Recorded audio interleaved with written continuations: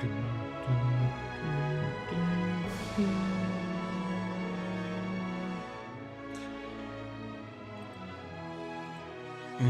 Lemixi. Hello, audience. Welcome back to Pillars of Eternity.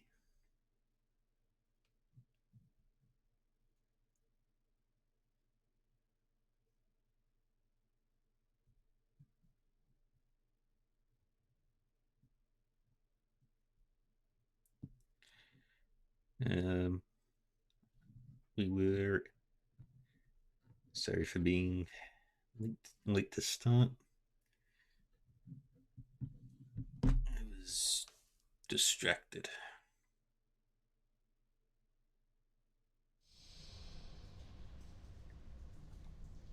What quest was I doing? Buried secrets. Already?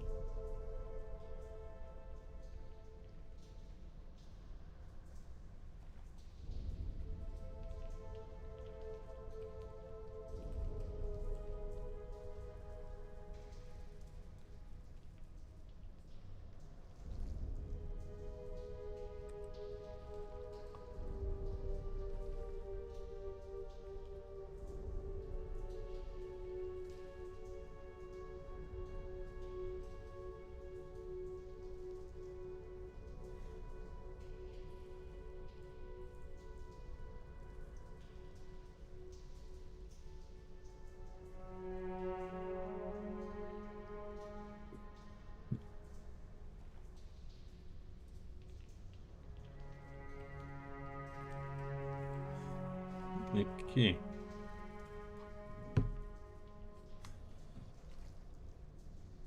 Look here. Why am I looking here? Sure.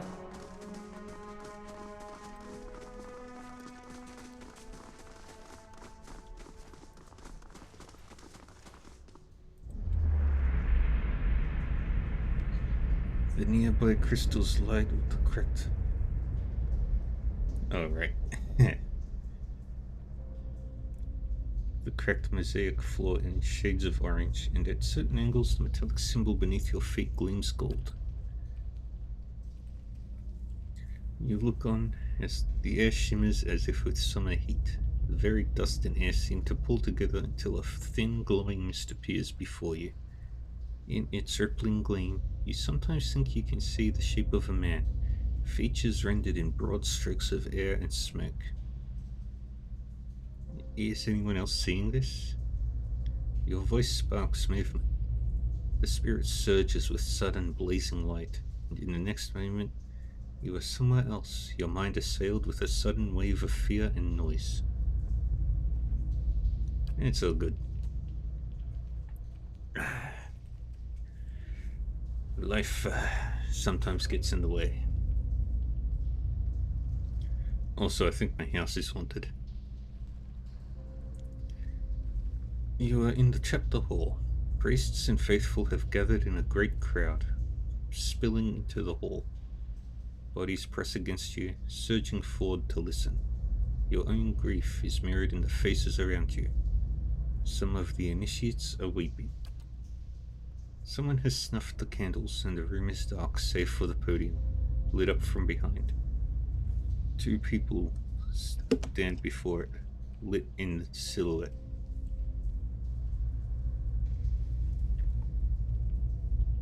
A man is shouting, a voice so ragged with fear you cannot understand what he says. But the rectrix stands calm, unmoved.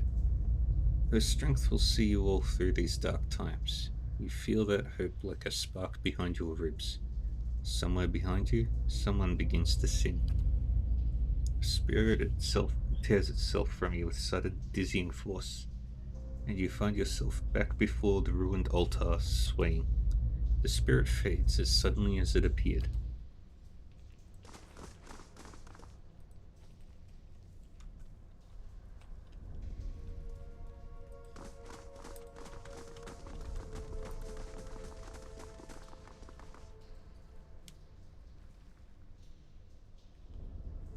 The face of the statue had most of its features struck off along with portions of its hands. And the red Baron smears flake away under the toe of your boot.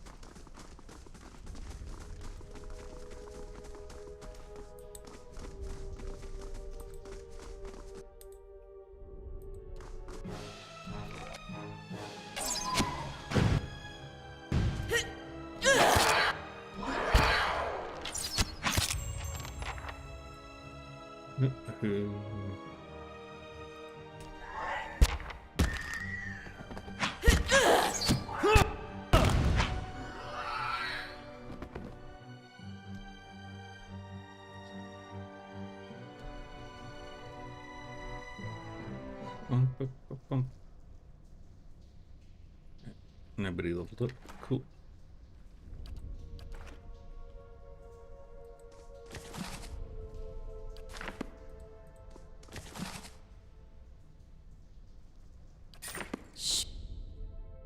Sure. Just say the word.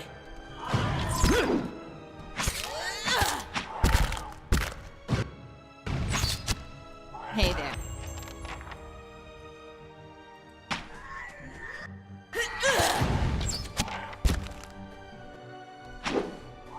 That's it! Perfect. Sure.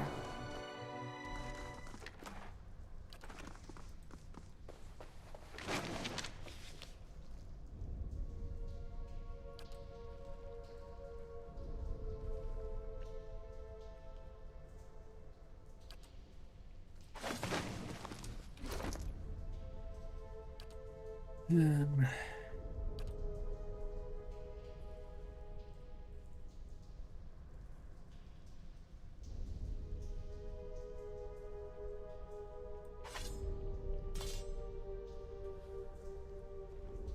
it's good.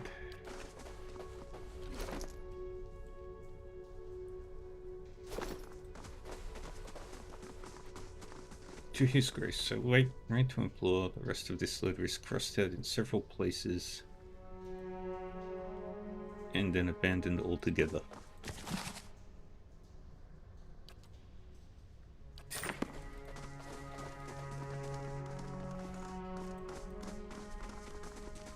I'll see what I can do. The work of a moment.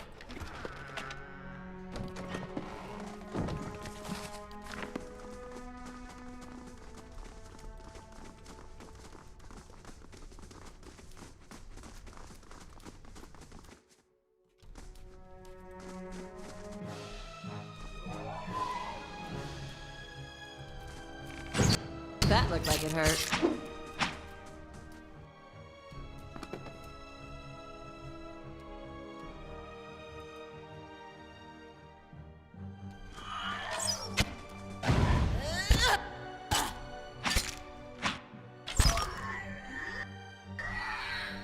There we go. My team is winning. Vermin have scoured these plates. Their mold still grows in green-black clumps across the table.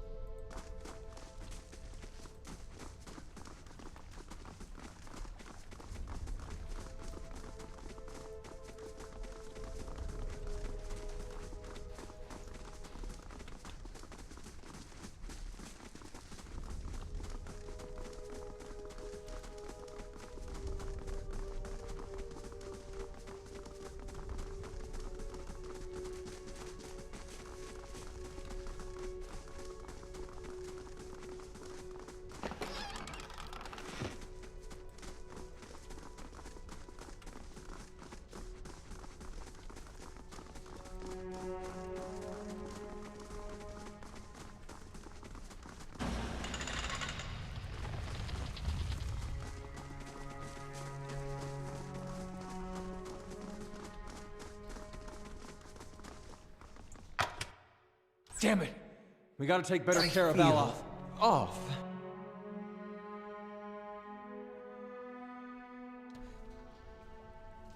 Damn.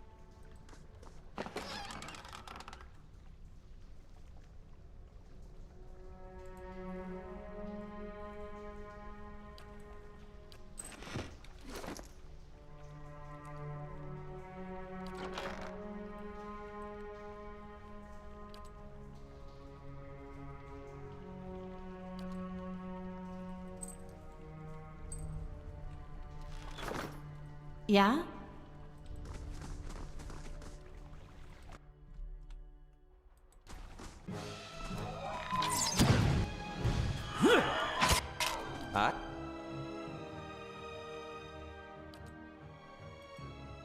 Not to lava will be on sea.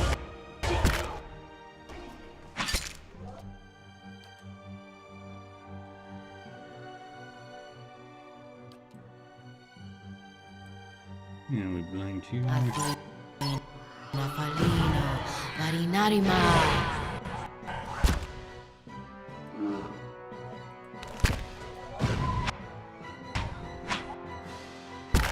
Show him how it's done!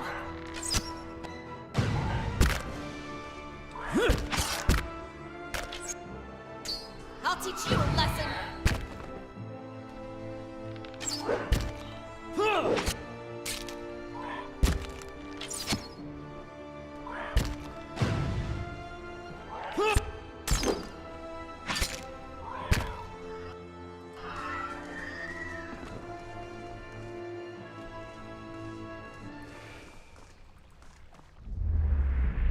A haze fills the air, coalescing steadily into a blur of dust and mist.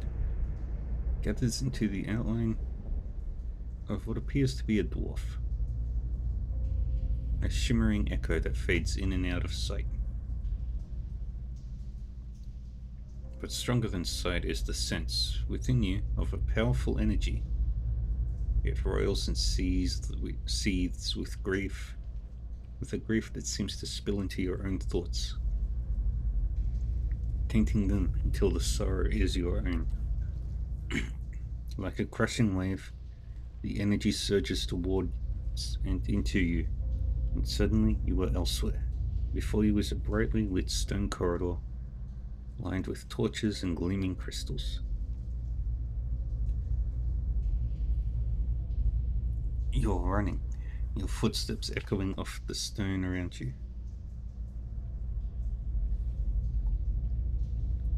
You forgot to tie your sandals and they're slipping from your feet, fouling your steps. You're late again. A rate's going to begin without you. You hear the tolling of a bell, and your spirits lift as you recognize the familiar warped tone of the right hand, representing the first of the dawn stars to appear in the night sky and the last to fade in the dawn light. You pray fiercely that this is the first of the chimes and not the last.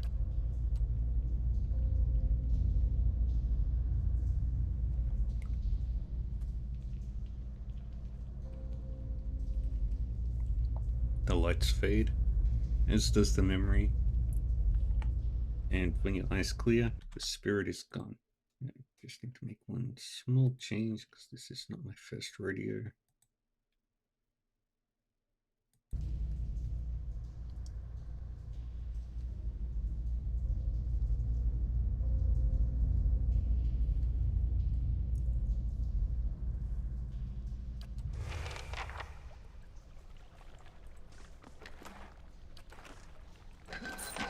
Sure.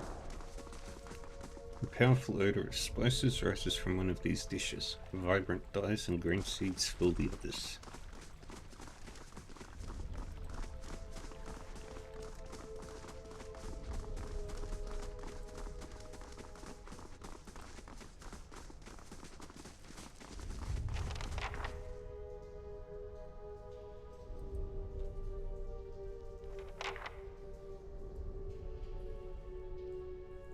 Three bells hang from the stone protrusion that runs along this wall. Years of dust and grime coat the metal. There is one large bell at the center, flanked by two smaller ones. Right, middle, left, right.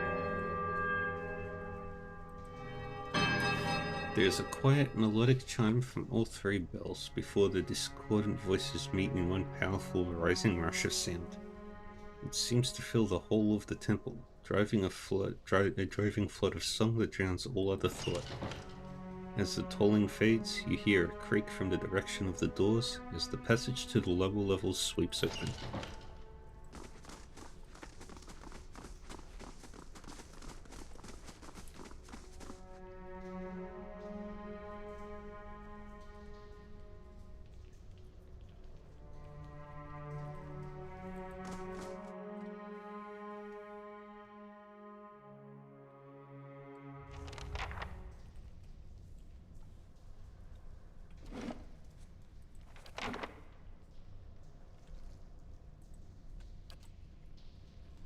Now, it's strange looking back. All the time I spent here growing up. Never seeing what was coming.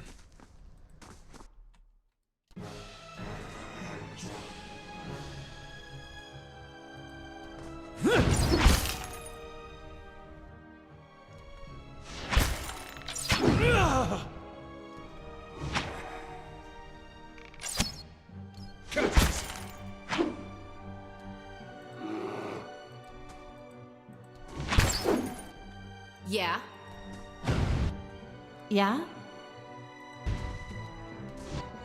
Just say the word. Death to our enemies! Hey there.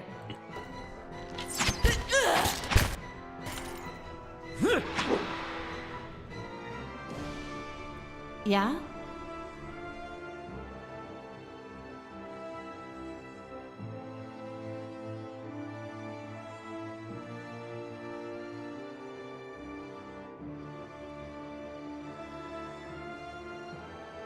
Sure.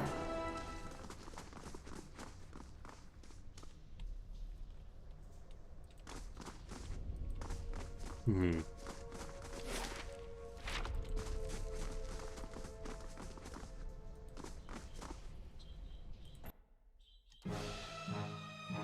How may I help?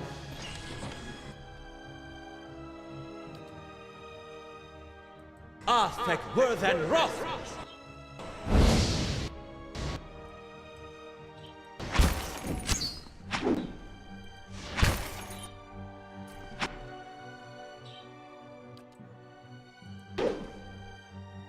Lava will be on seat!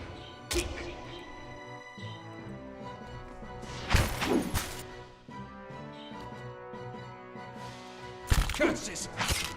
Show 'em how it's done!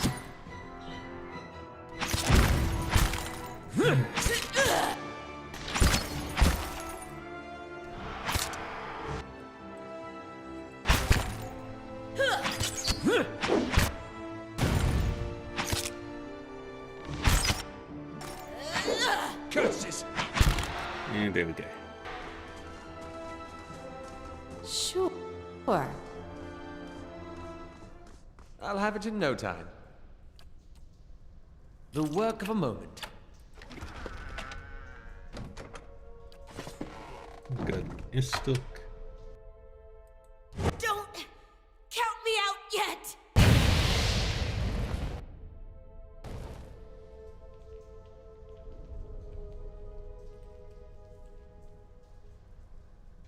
Hmm.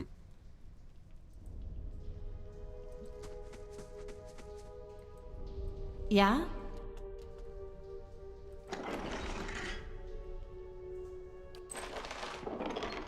Sure. Alright, we're gonna set up camping.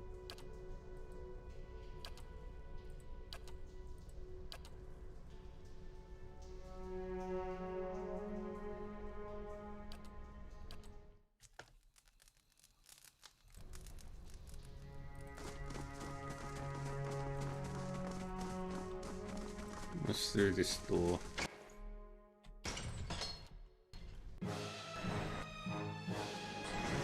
Curses!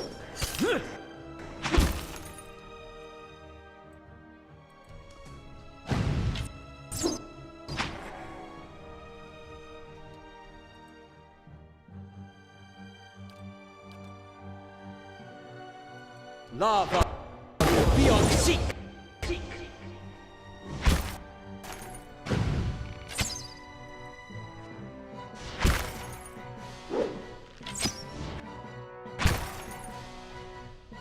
Curses!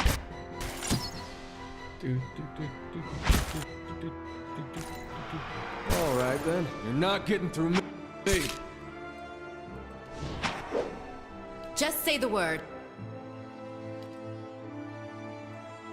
Athena, Palino, Marinarima.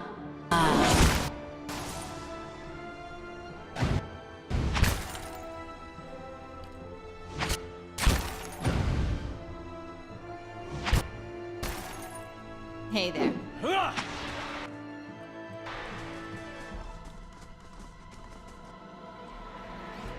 Okay.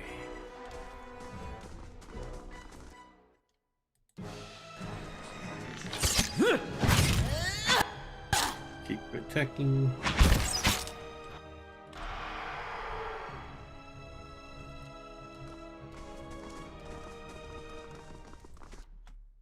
Keeping an eye out.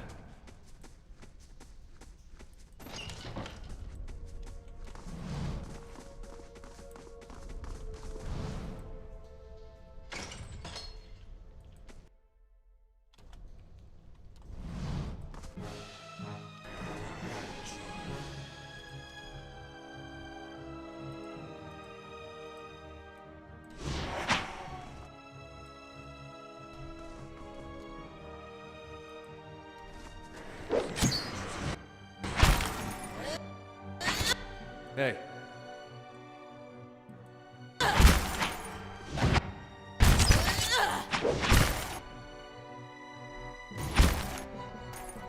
Just say the word.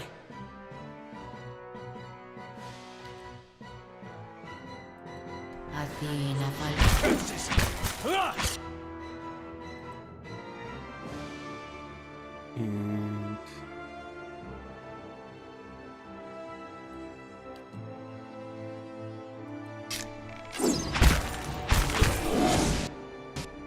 Lava will be on sea.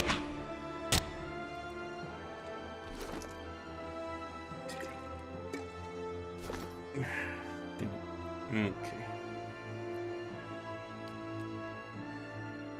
Yes?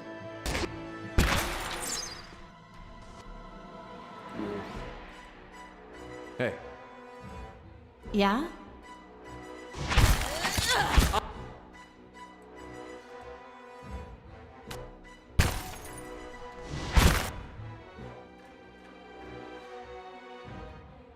And do that. Hey there.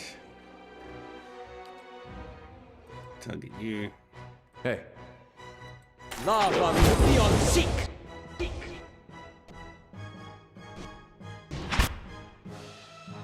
Hey.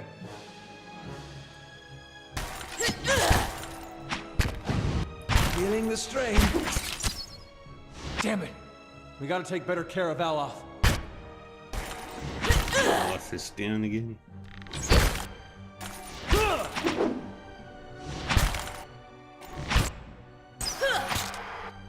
Hey there.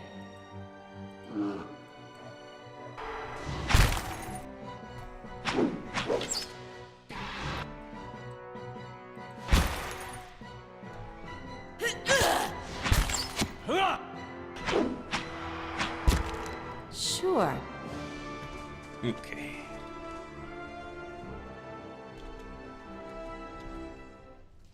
Yeah? I wonder what this is.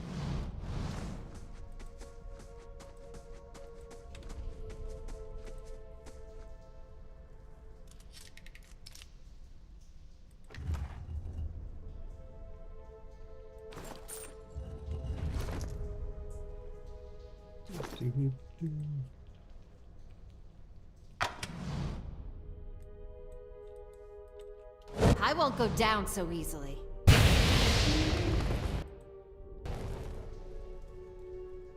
Hey there.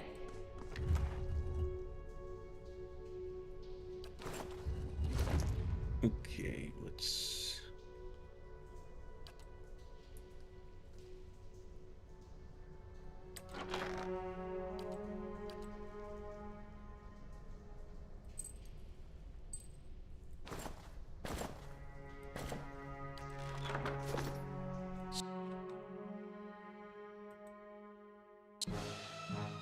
I? Sure.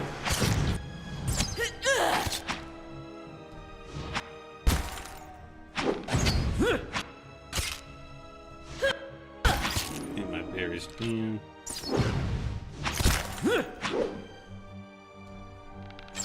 Curses!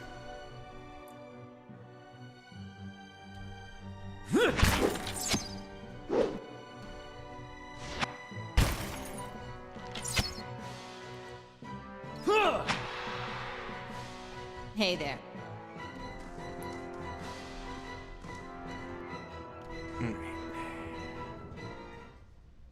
Hey there. I might have to do another Rest.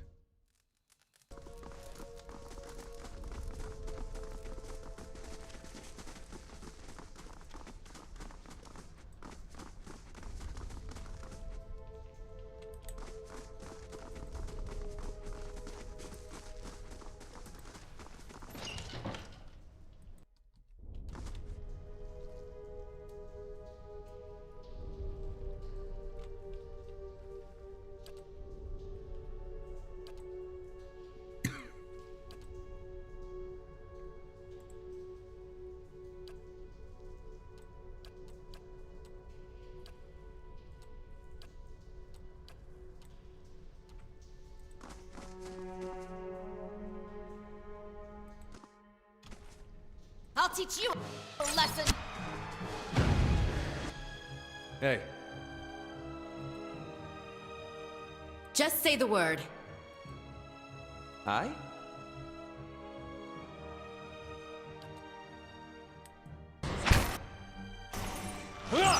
Lava will be on sea!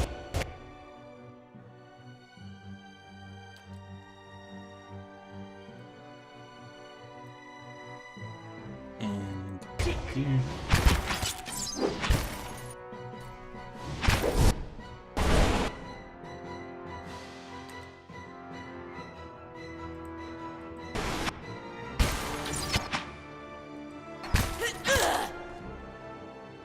Hey there.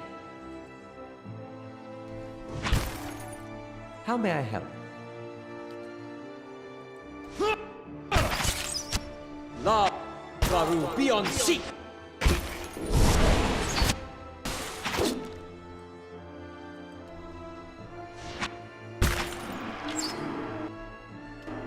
Sure.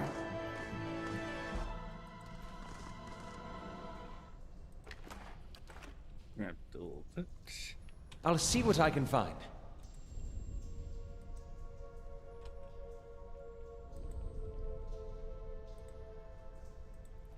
That's unusual. Hey, It is not within our natures to forgive. Those who seek redemption seek a long and winding path.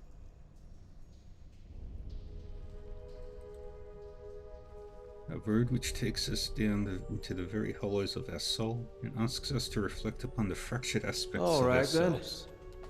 Hey there.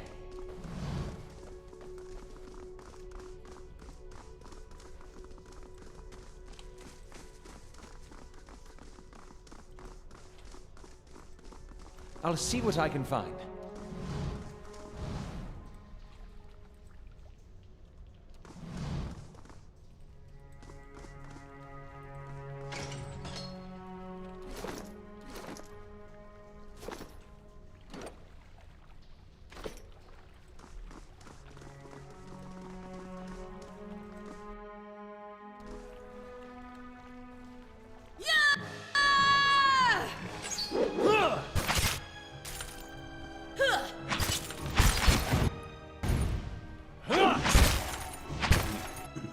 Don't need to put too much thought into this. Right now.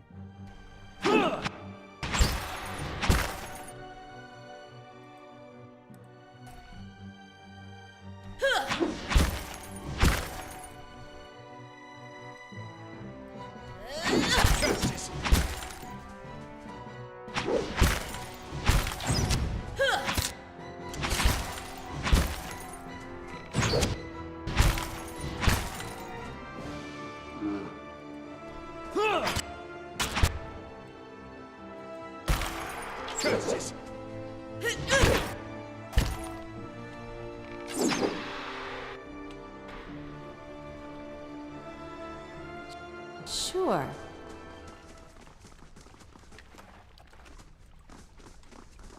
Bum, bum, bum.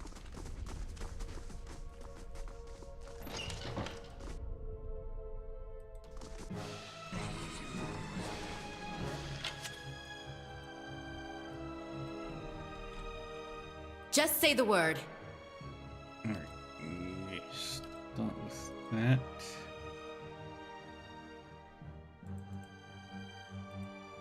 Hey,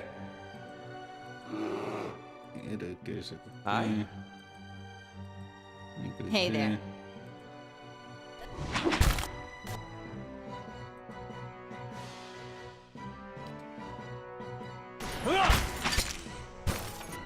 Yeah?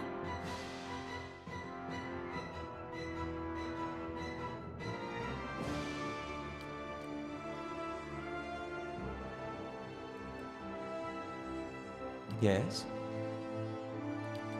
We do that there. Just say.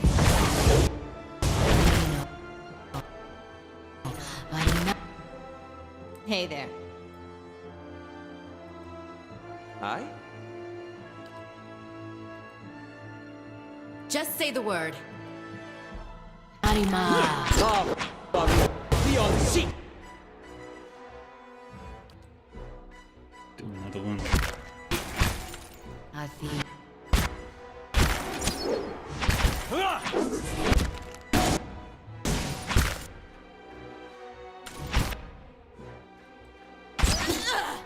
Yeah?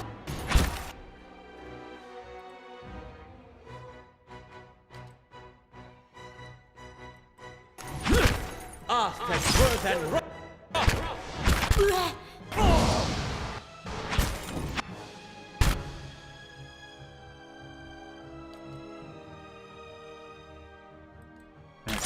Get top line!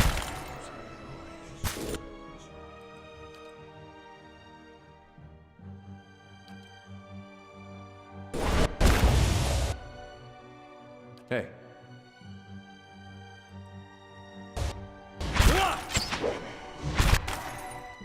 Yes?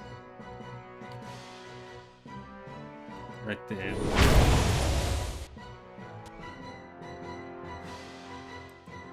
hey.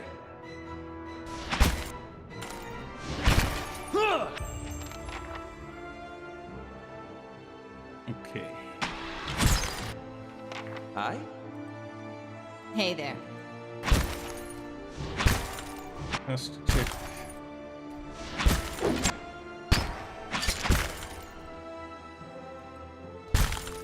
Oh, that's gonna look Damn it! We got a scar.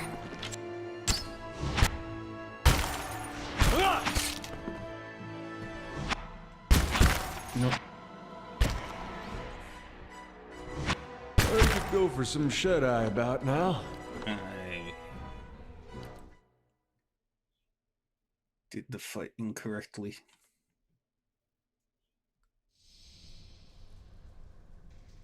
Sure. It's strange looking back. All the time I spent here growing up. No. Never seeing what was coming.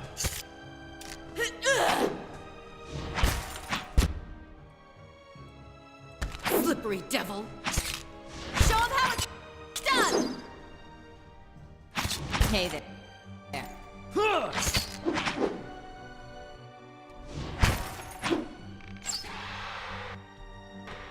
Sure.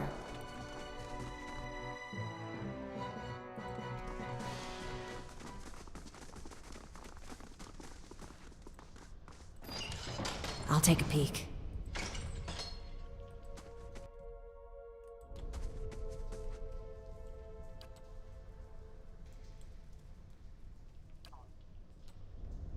Do, do, do. Do, do, do.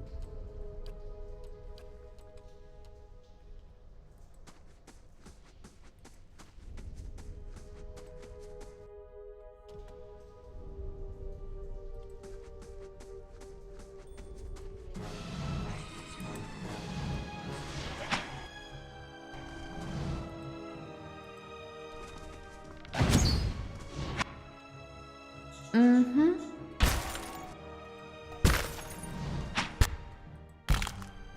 Hey there. I'll teach you a lesson.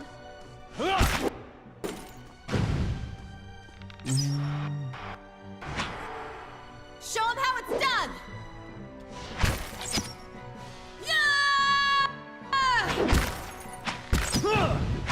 Do, do, do, do, do, do, do, do.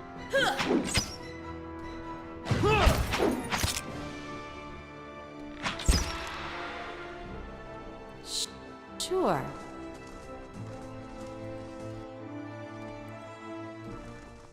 You might find this interesting.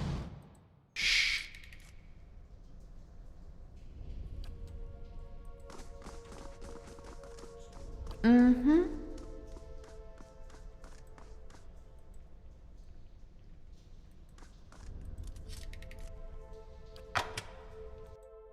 Oh, that's gonna leave a scar. Yeah? I'll have it in no time. The work of a moment.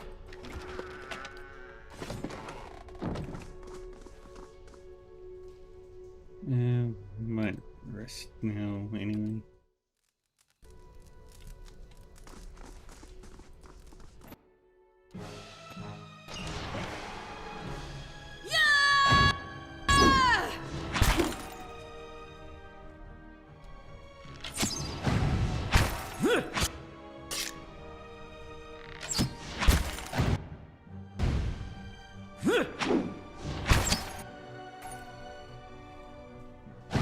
Damn it!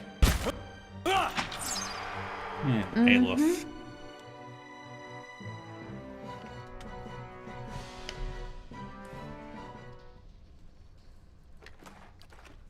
Sure.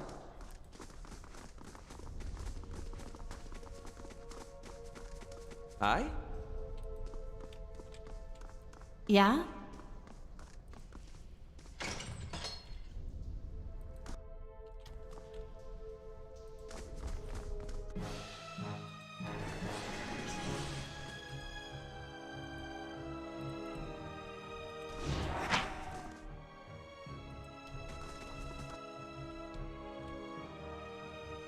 Hey. Alright. Yes?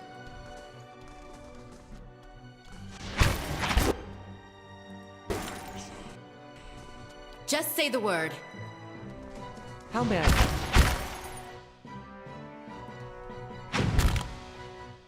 Hey there.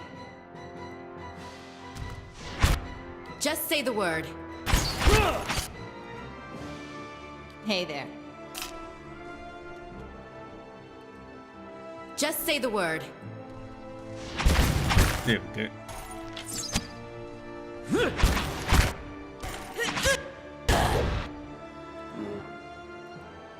Aye? Hey there.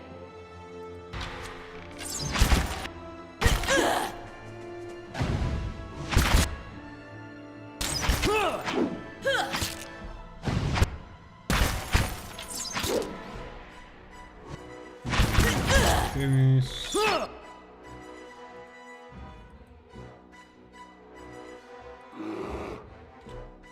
Yeah?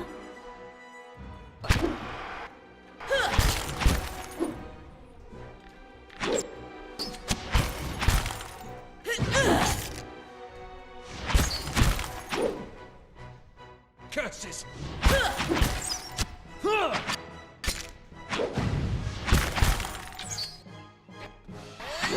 Yeah? I'll teach you a lesson. And then we just start this one.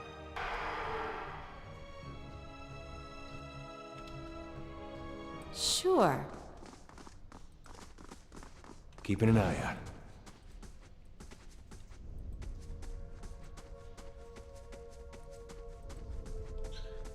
Alright. We know Yeah? that they're both trapped, so... Not my best moment.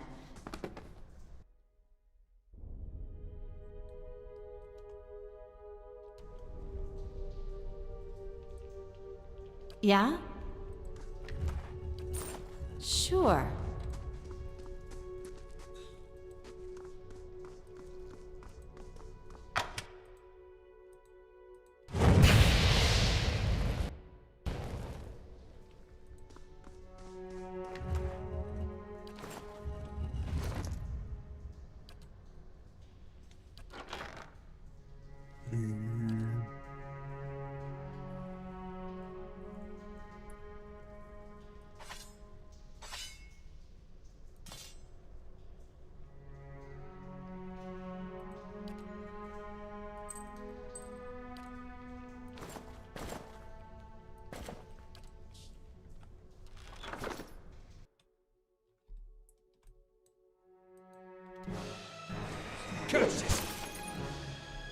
Hey there.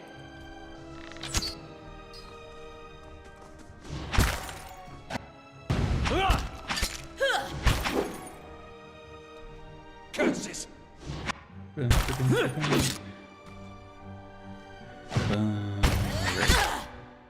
on. Rita, you down.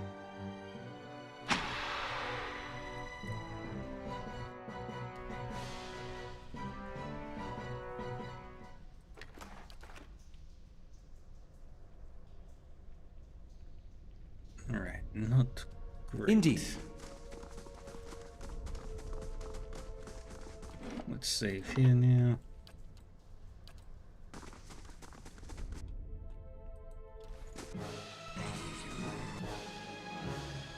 Hey there. Curses! Just say the word. Hey there.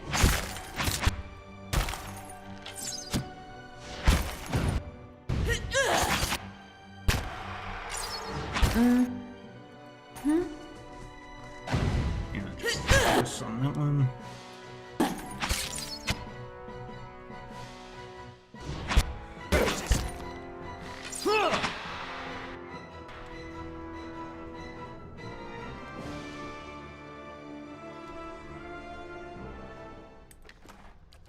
Sure.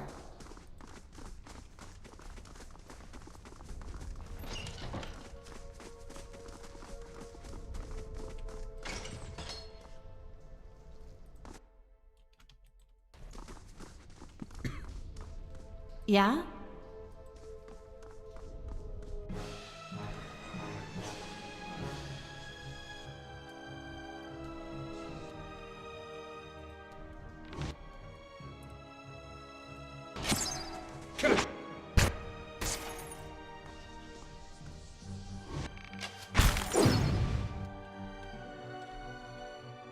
Hey there.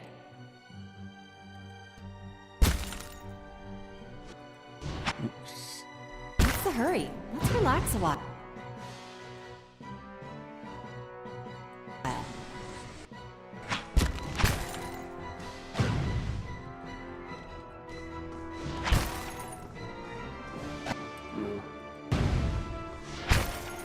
Just say the word.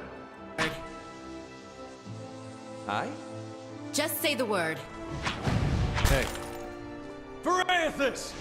Yeah?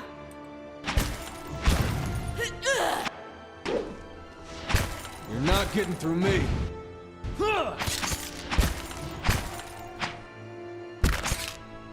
Damn it.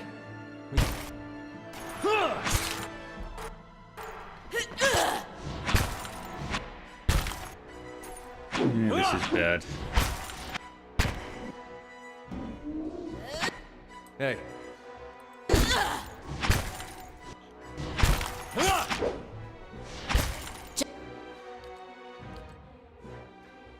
Just say the word. Athena, Palino, Varinarima.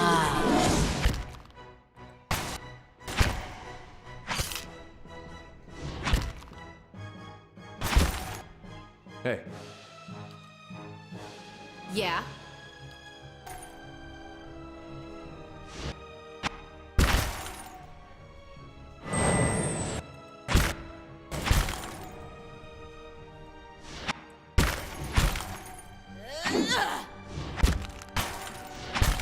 Damn it.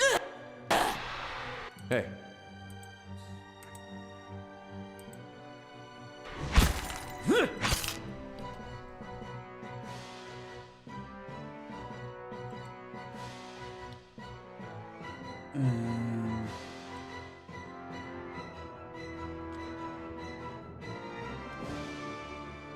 You are not immune to prone. Just say the word.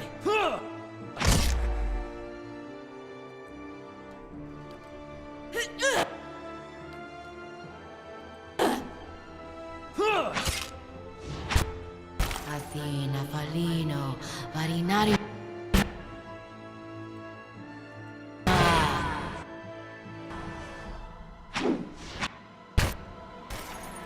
Yeah.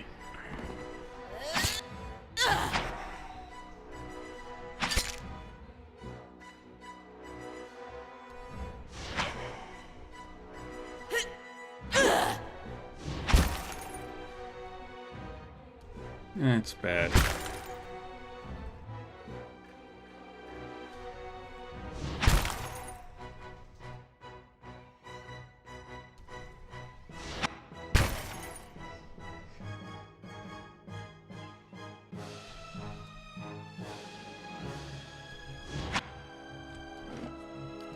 Alright, reloading.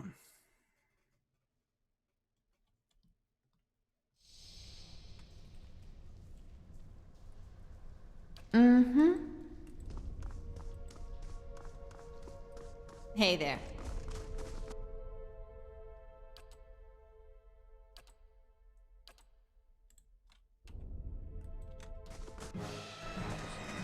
Curses!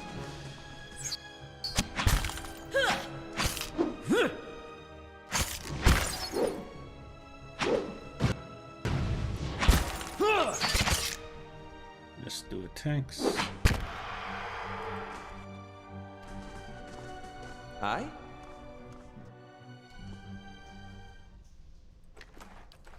Yeah? Attack over there.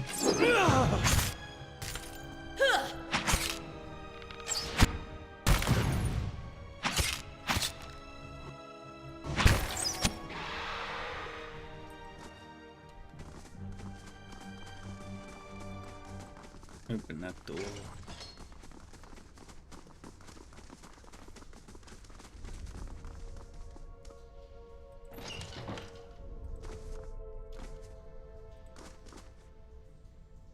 Hey. Yes? Lava will be on sea! Hey, Hey there. how may I help? And do it again.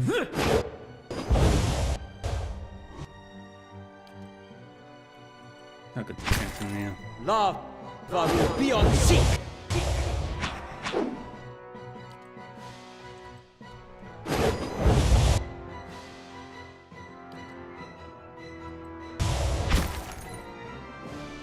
Lava will be on sea!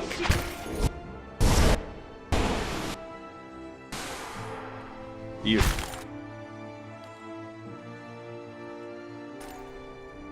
Lava will be on sea!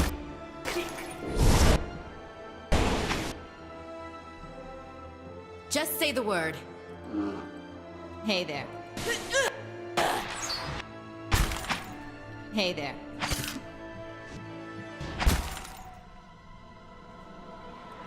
I'll teach you a lesson.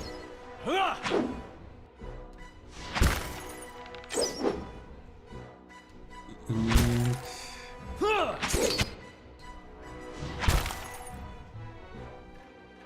Curses! Sure. good.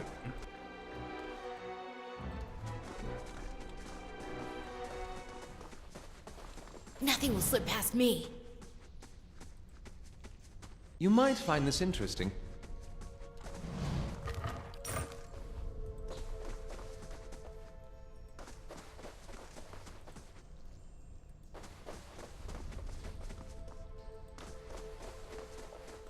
Easy does it.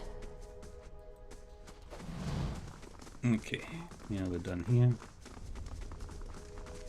We might have to do another camp.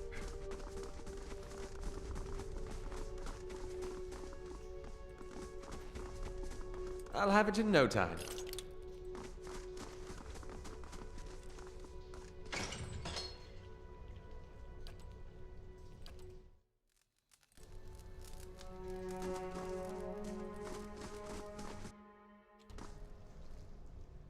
Hey. How may I help?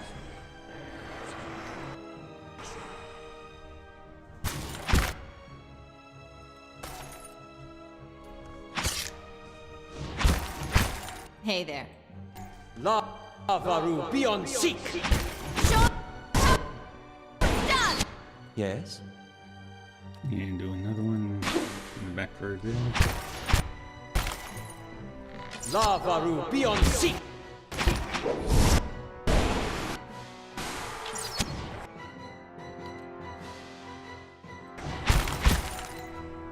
Lavaru, be on seek!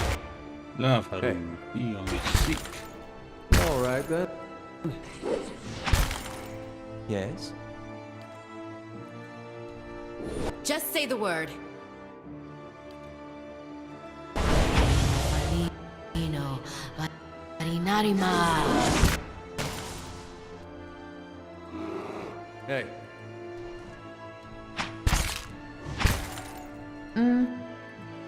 How may I help?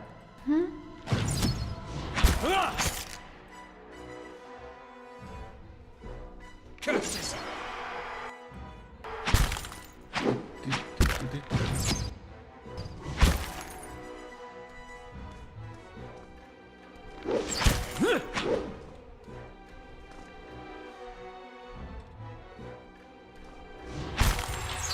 Sure.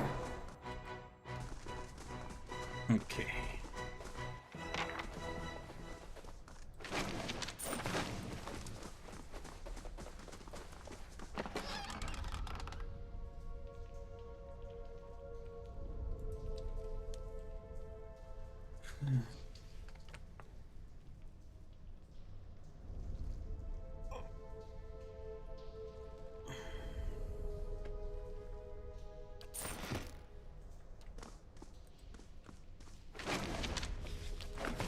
Look at all the books so far.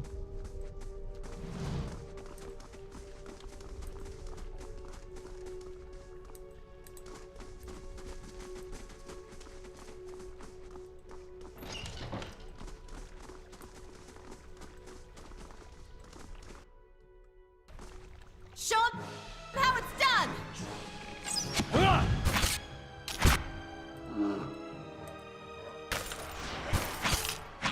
Hey there.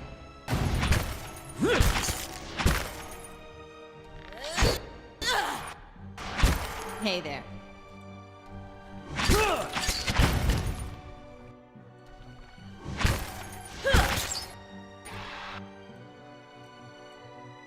Yeah, well, if you focus on that one.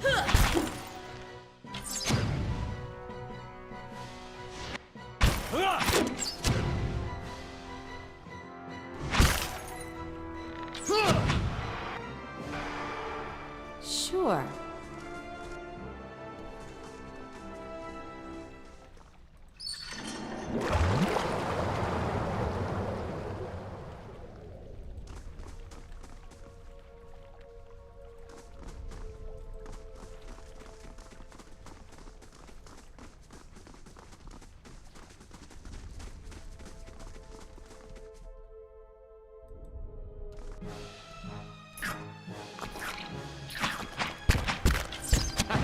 Sit!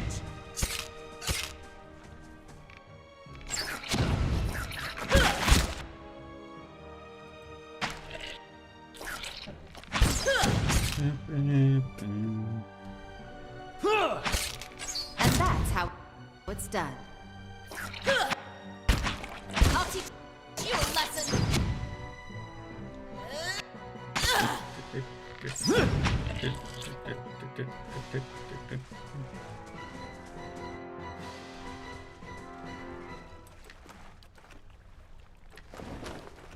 We got the key.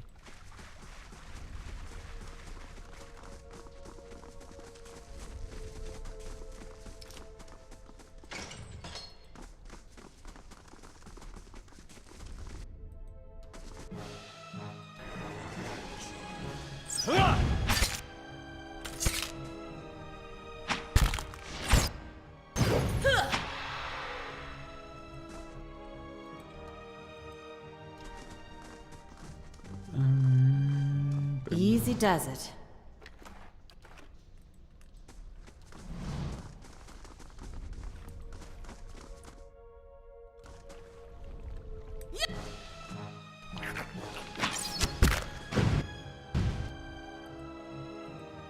Hey. Aye? Then Lava beyond seek. Just say the word. Yes? then shoot it again. Hey. Hey there.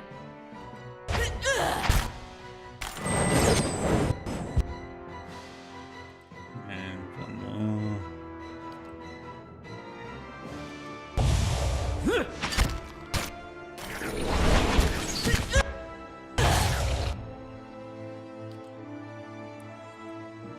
Yeah?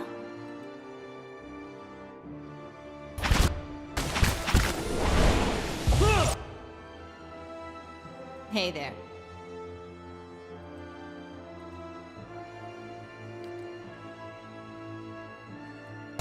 I won't lose! Lava beyond seek. Good. Yeah? Hey there.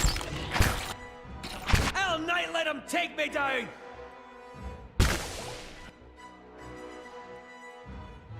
Yeah? You focus on that one. You focus on that one.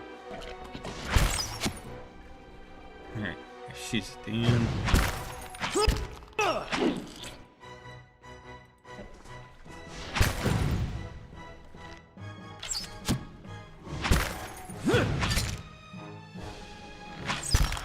And there we go.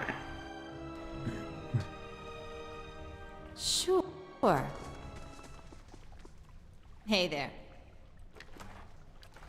The still dark waters are as reflective as black glass. Sure.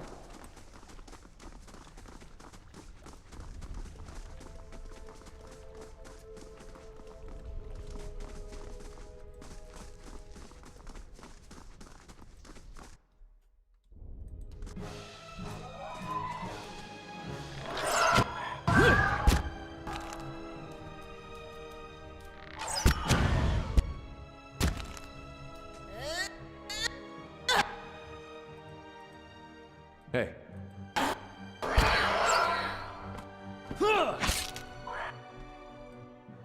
How may I help? Hey there. That's not very helpful.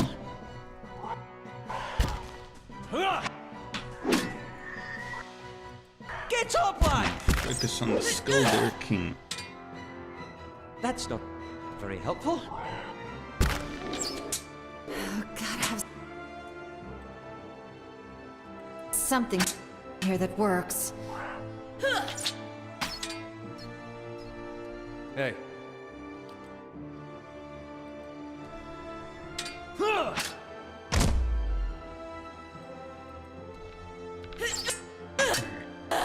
Keep going down.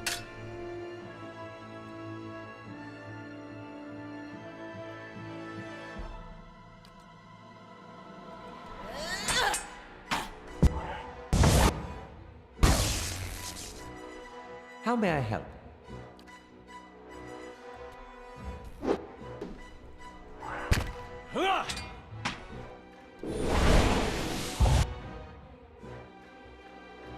Hello, Ivysaur. Oh, that's how it's gonna be.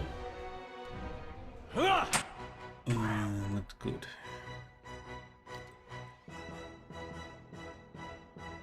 Main character is Zelda.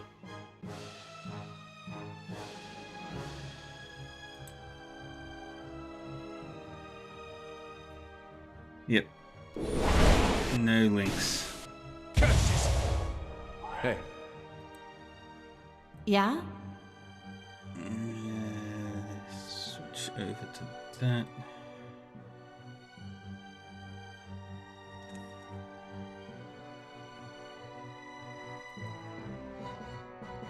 Hey.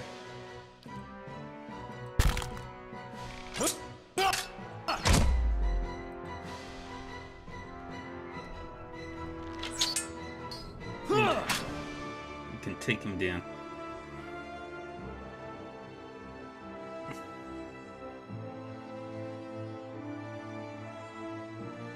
Absolutely. But That's it! it's fine.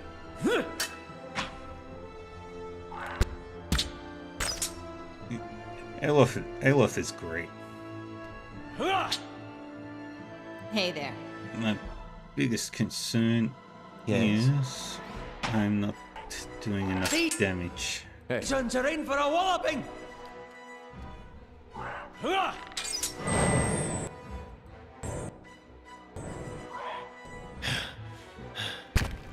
Ah, shoot.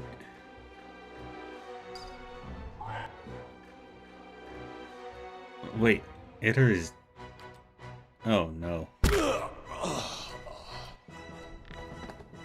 That's not very helpful.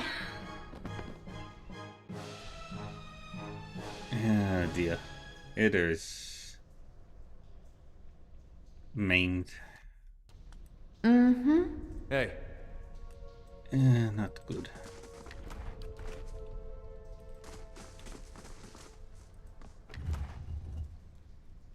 But that helmet is valuable, and it's going on to her.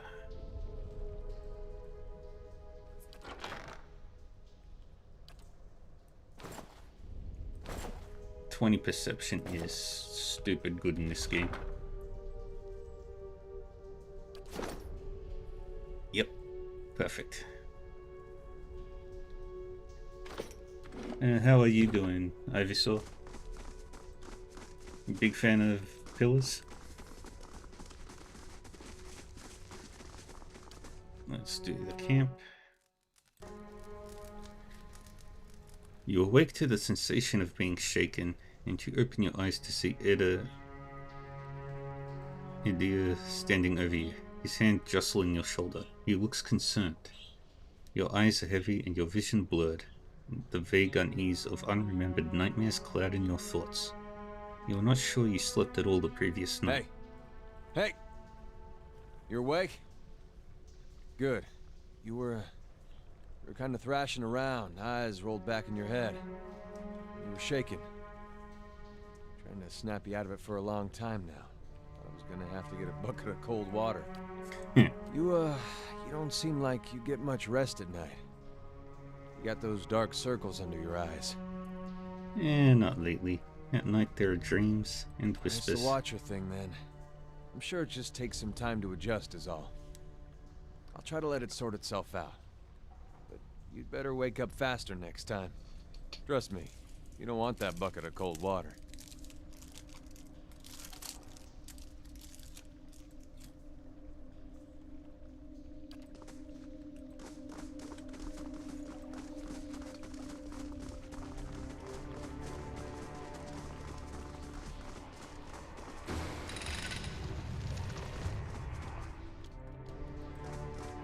Remind me never to help kill You'll my never god know I'm again. here.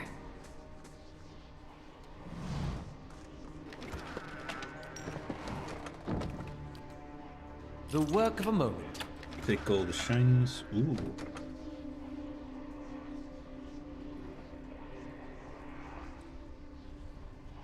Ooh, draining.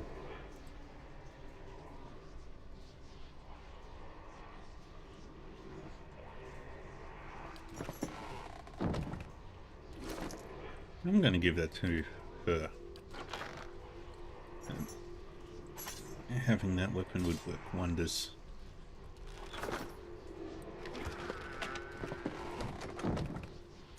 This stand rocks unsteadily on its face. Seems that the mechanism is broken.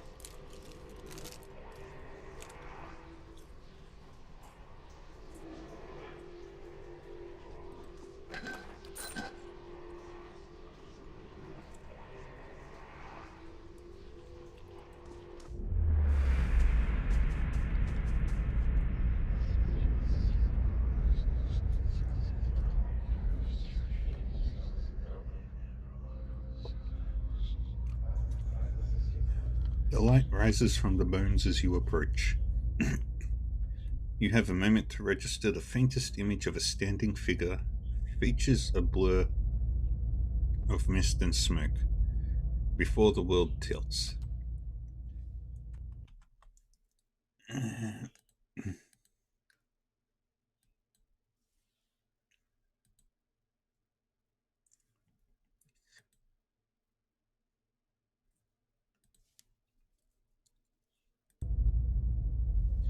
It is as if you have stepped sideways into a new life. You are racing down a flight of stairs, following a weaving circle of torchlight.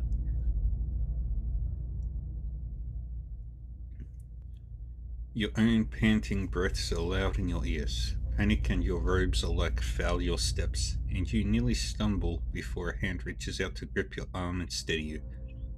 A fellow acolyte who smiles encouragement as you reach the bottom. You've got ads starting in 3 minutes.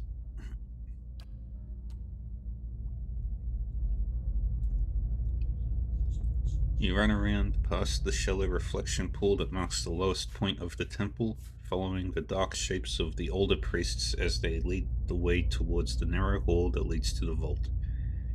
You pass one of the torchbearers as you go. The harsh illumination of the flames reveals a familiar face.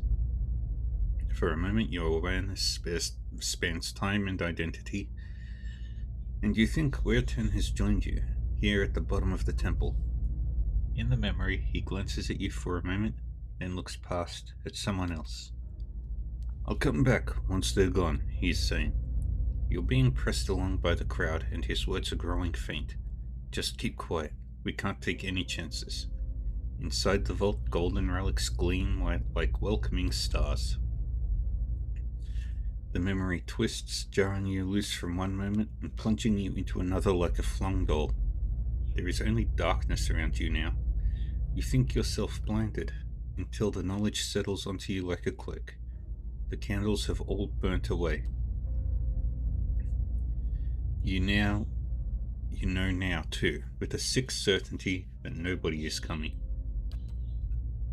There is a cracking noise.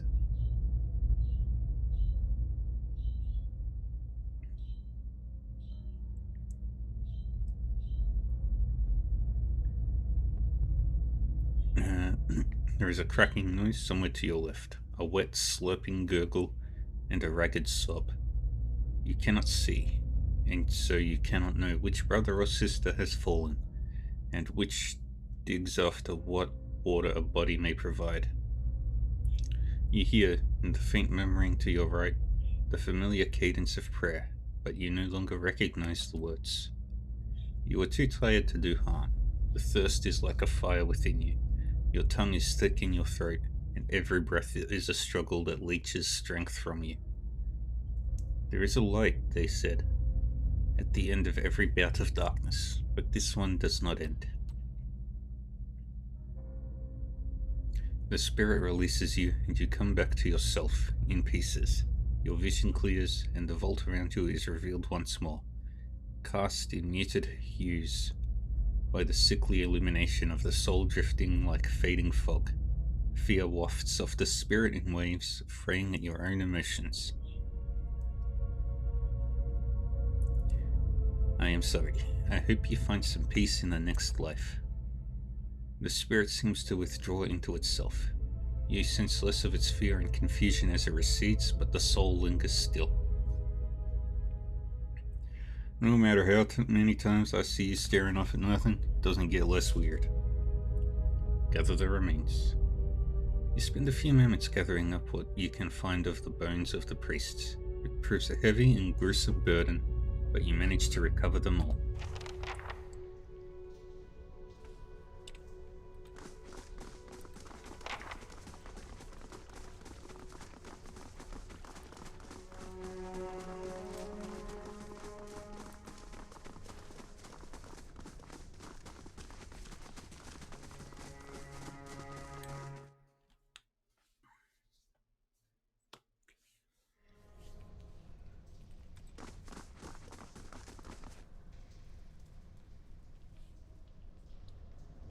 As you step over the circle of candles, you hear a rattling clunk from the wall nearby. A door slides open with the grinding rasp of stone.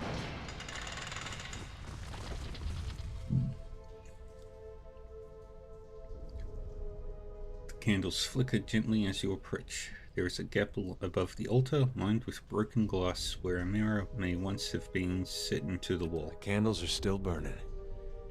Not bad for a dead god. What's all this for? Redemption. They got this whole rite for when you come of age. They take you by the hand and you descend through the temple with your eyes covered, and that's supposed to be like a wicked life. They don't tell you where you're going. I was sweating like crazy when I did mine. They take you to that reflecting pool back there, and you're allowed to look at it so you can face your sins. Then, you come out into this room and you uncover your eyes again, and everyone's there to greet you, all your friends and family. It's like you've been redeemed. You light your candle, and it burns with the others. Never had a feeling better than that my whole life. The candles are still burning. Not bad for a dead god.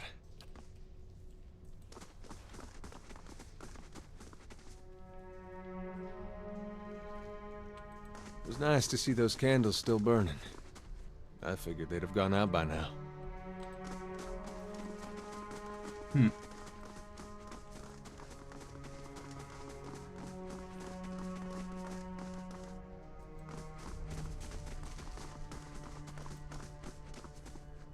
Hail, traveler.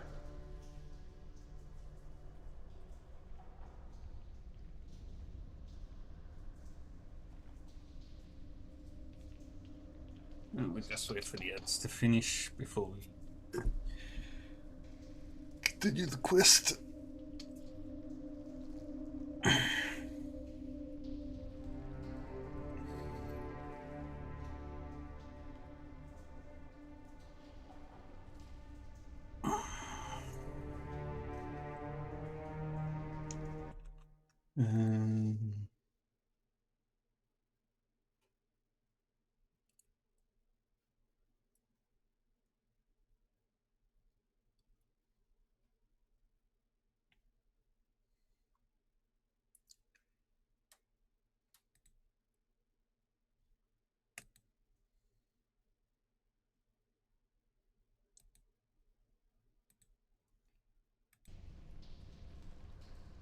We're back from the ads.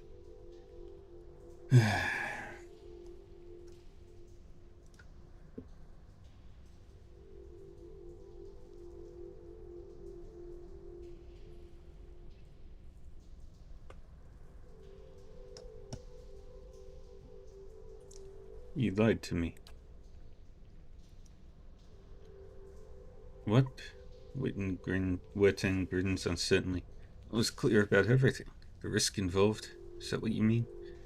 I did say there'd be spiders. And I'll pay you, of course, for the trouble. You're very nervous for an honest man. Something weighing on your conscience, maybe? Witten opens his mouth to protest, but something in your expression stops him. He swallows nervously and looks away.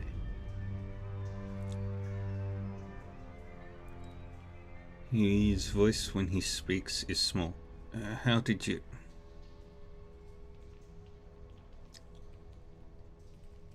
And that place is full of shadows, spirits of those you killed. That's not... He eyes you fearfully. I didn't kill them. Right up until the end, You don't understand. I tried to help them. I did. Every day. Every single day. I went to that temple, and I warned them. I told them that they were playing with fire and Redrick wouldn't be patient forever. And every time they'd shrug it off, like I didn't know what I was talking about, like it wasn't costing me, coming in to try and help them.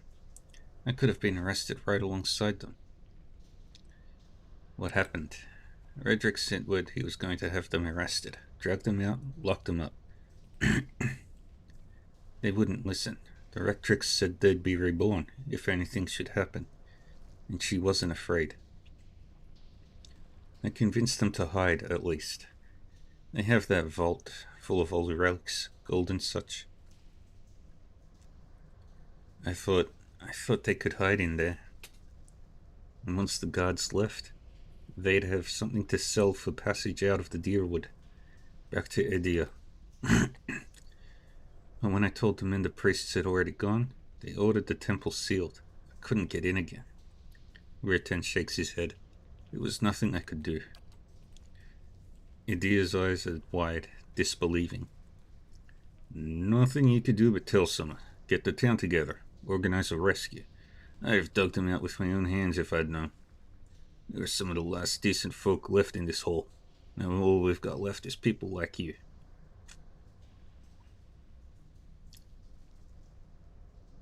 Why did you send me down there? Because if Lord Redrick means to have the temple cleared, they would have found the bones eventually. They'd know I lied to them when I said the priests left, and I'd hang. Weirton's shoulders sag. I don't know if Redrick would have killed them. Maybe they'd be languishing in cells now. Maybe they'd be off somewhere in the Empire and I'd have a night's peace.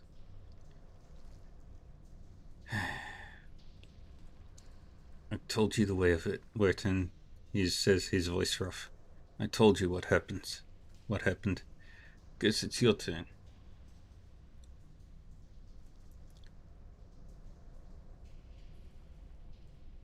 I guess it's your turn now to make a decision. It's not too late to make amends. Weirton lets out the breath he was holding.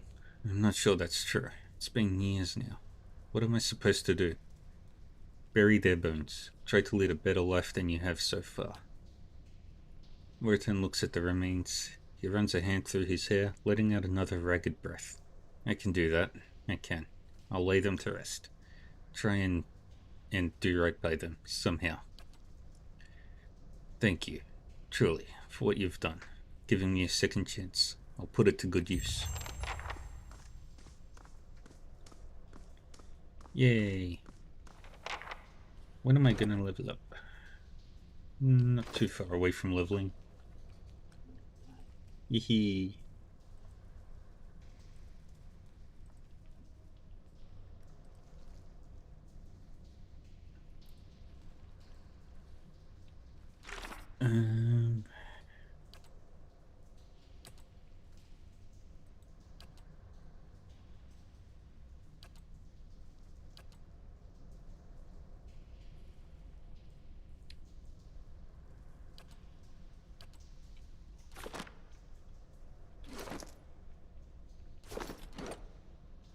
I'm good.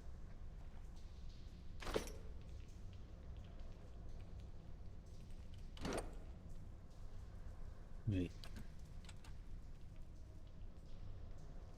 Pilgrim's lasting vigil.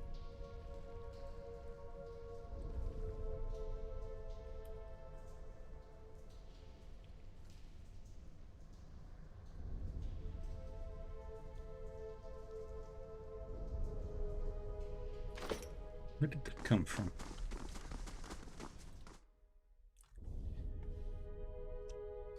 Alright, next quest will be...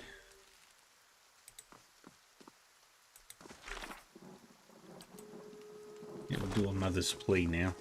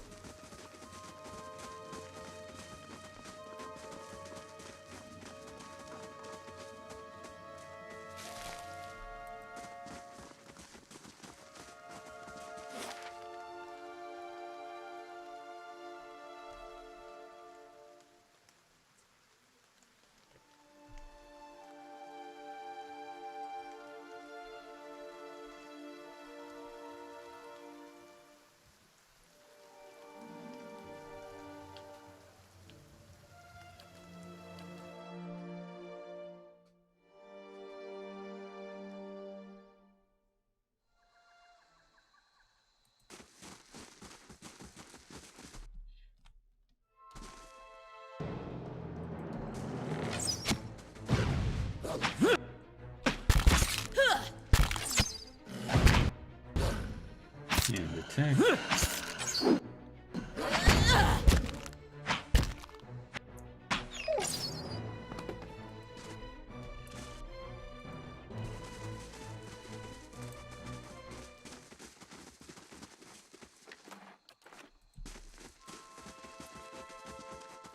Grab the flowers.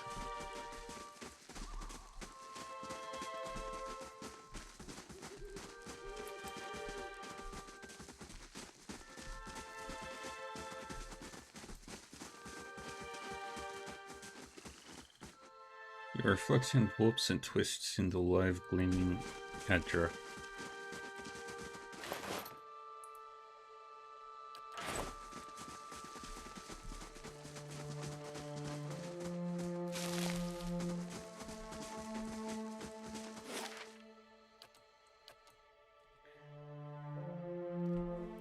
And Slug's compass.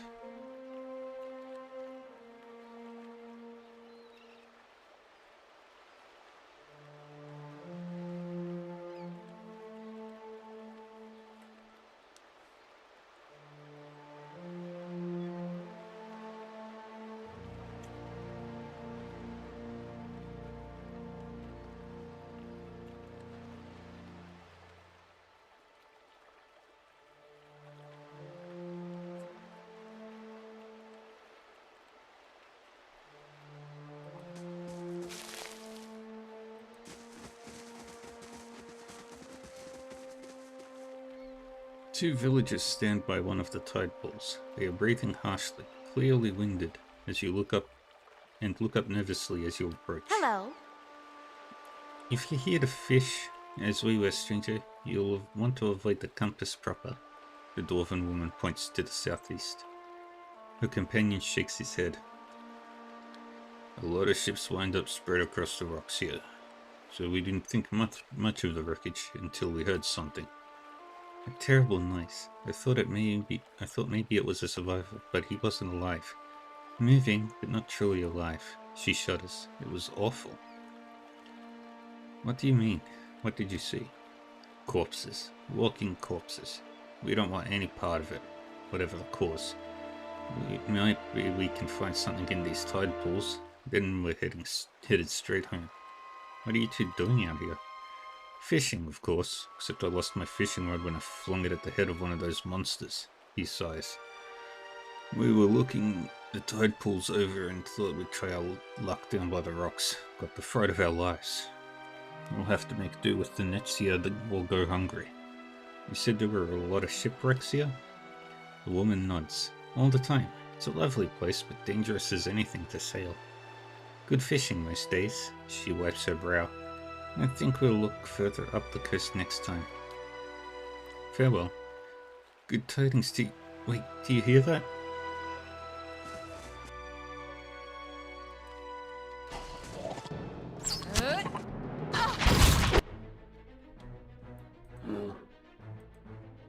Hey. Just say the word.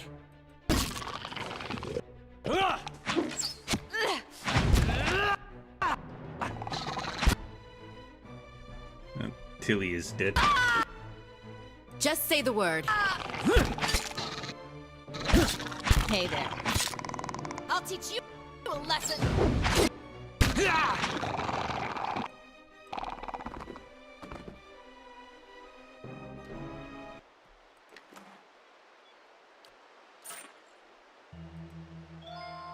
Gods, what a mess. Thank you for your Sure. help, stranger.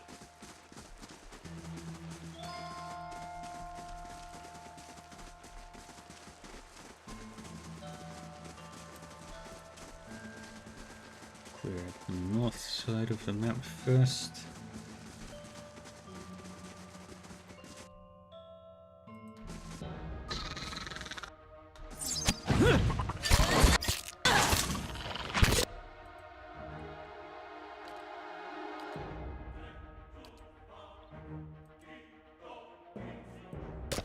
Athena Falino Varinarima. How may I help?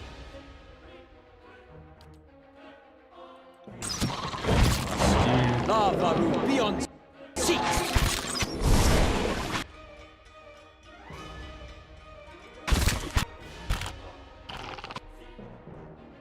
Yeah?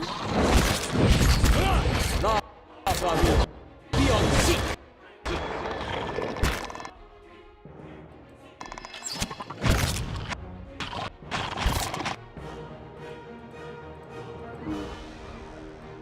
Hey. Just say the word. Focus on those two. Come on, Bellamont. Good. Sure.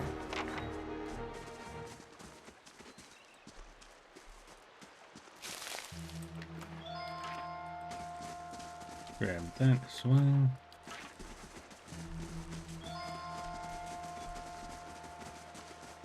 Clamshells and crab carapaces litter the coals.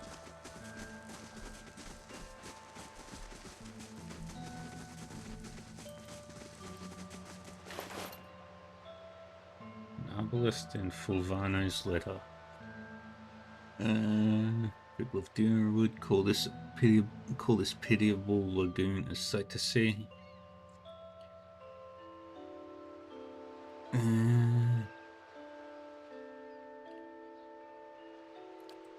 And he was killed by Syrinx.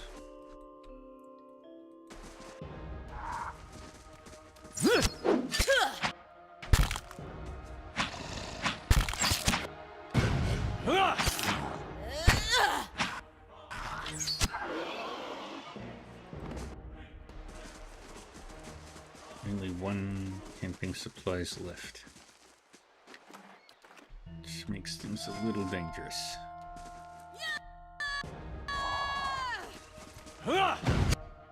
Just say the word. Hey, Yeah? These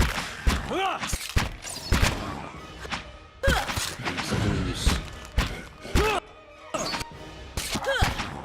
I need a priest.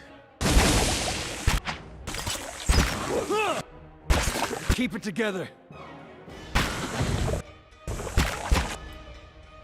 Hydrate. I can.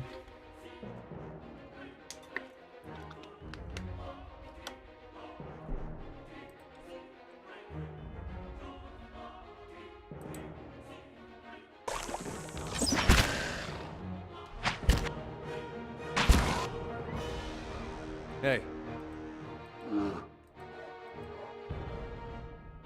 Hi? Mm-hmm.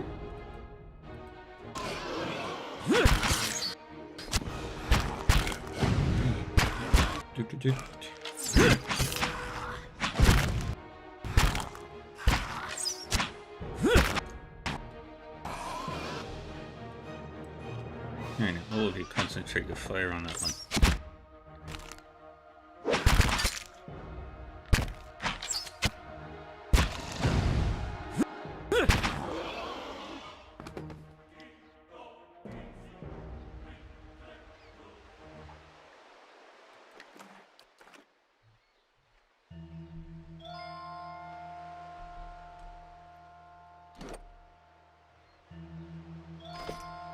$56.12. Sure. At the center of a ring of jagged stone, this boulder casts long shadows across the sand as the sun moves overhead. Hey there.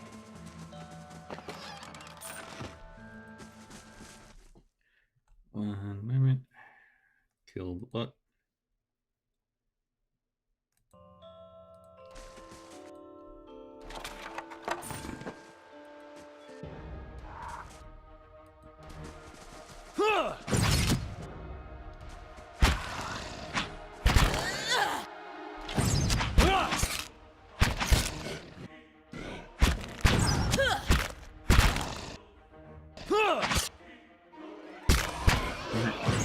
Concentration goes on this group.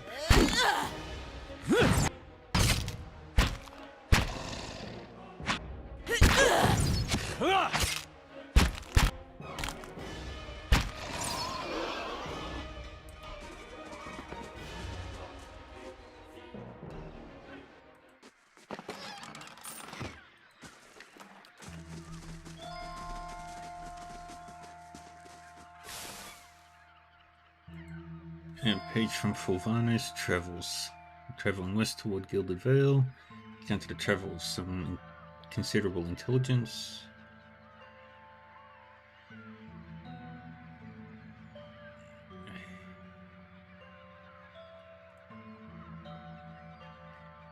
Okay, a guy with boots. Fulvano's boots.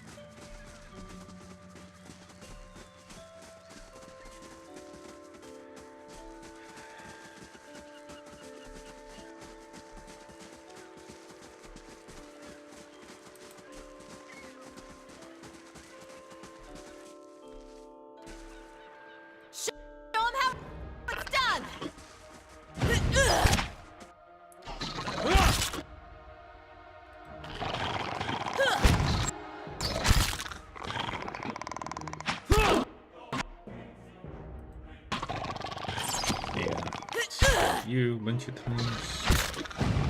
And that's how it's done.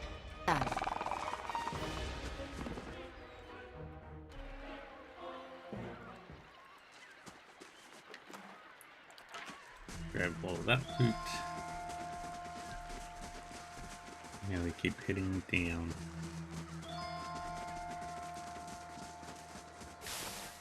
Another one of Fulvana's travels.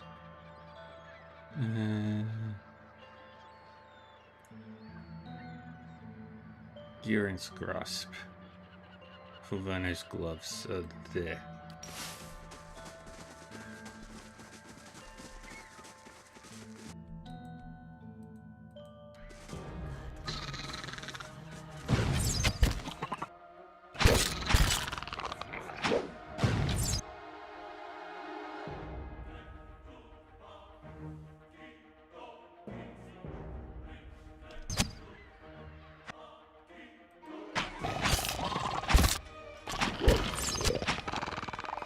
There we go.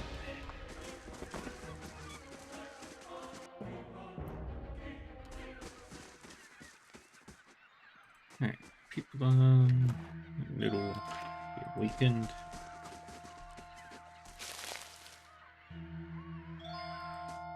Into the cave.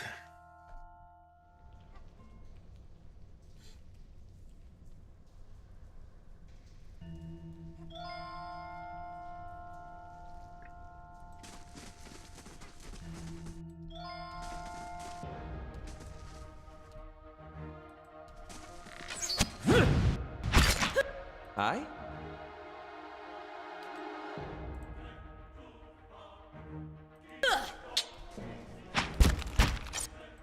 Aztec, worth and rough!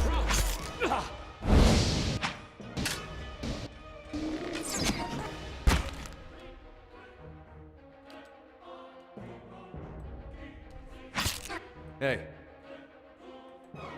We can't afford another loss like that! Aztec, worth and rough! Aye?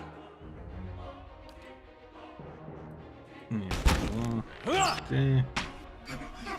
Hey there. Aztec, worth and rough!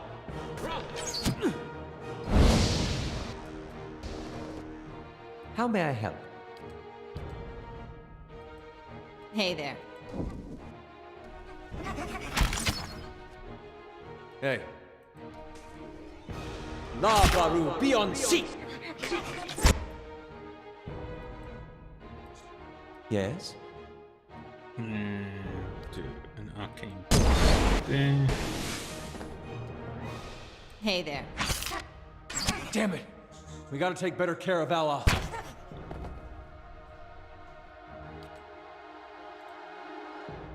Hey. Let's bring you.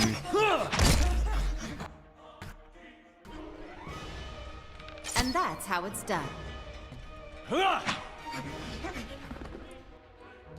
Perfect.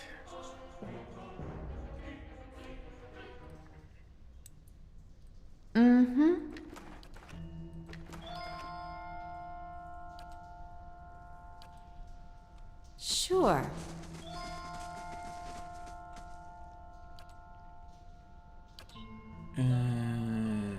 Primordial?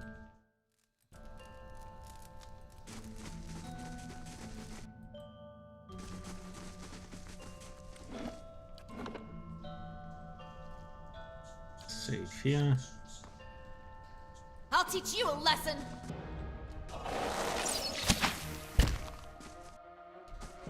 That's not very helpful.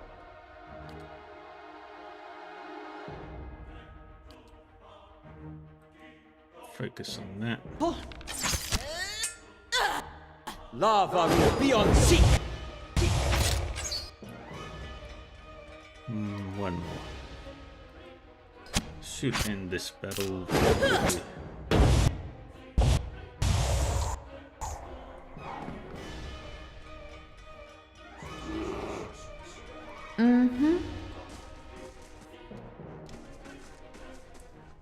Laying low.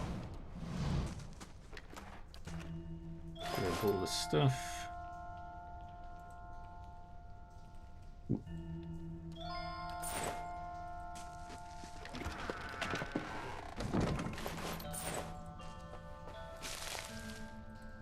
Grab all the loot.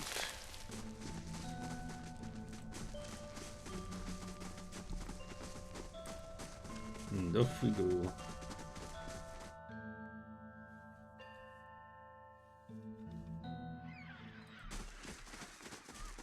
We have successfully explored this area.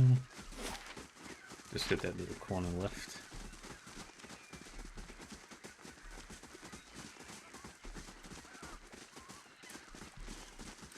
Ranga and Tanner. Keeping an eye out. You find yourself facing a towering Almawa woman. Her skin is the warm gold brown of a dying sunset, with pale fish-like patches at throat and hands.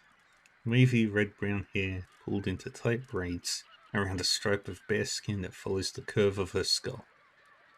Flows down over her broad shoulders. Greetings. She regards you calmly, evidently unsurprised to find you here at the edge of her camp by the water. Have you come for medicines and craftworks, or to share the fire? She gestures to the large cauldron nearby.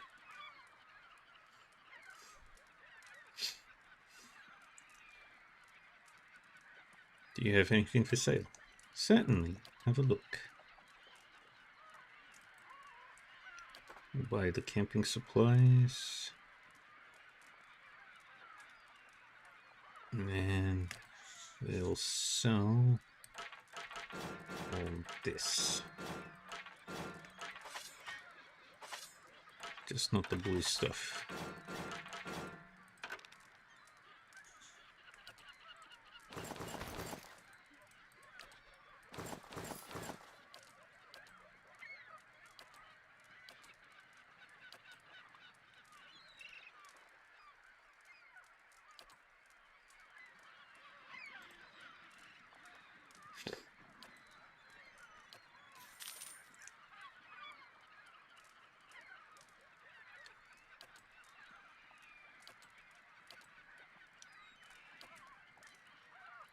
Well met, friend. Alpha sent me here. She says that you know some way to ensure that her child is not a hollowborn. Ah, more of Lord Redrick's frightened flock. She nods slowly. You are kind to come all this way. Poor Alpha must be beside herself. I imagine she gave you something for payment? Whatever it is, you keep it. I don't need coin. I need you to do something for me instead. Ranga points inland. There is a Xarep tribe to the northeast, led by one of their priests. Tana was exiled from there some time ago, and their scouts still lurk about this place, waiting for an opportunity to end his life. The Xarep lets out a rattling squawk, head drooping. One day I will have to go for supplies, and I will come back to find my assistant slain. How will I help anyone then? She shakes her head. You rid me of this nuisance, and I will do what I can for Alpha, and throw in something for you too. I had to kill the Zareps on the way here. They won't bother you anymore. Drury, you are very efficient with your favors. Here, something for your trouble. She nods, and claps her hands once. Good, then I shall set my full attention now upon the remedy for Alpha. I will get started on the mixture, but I need one more ingredient.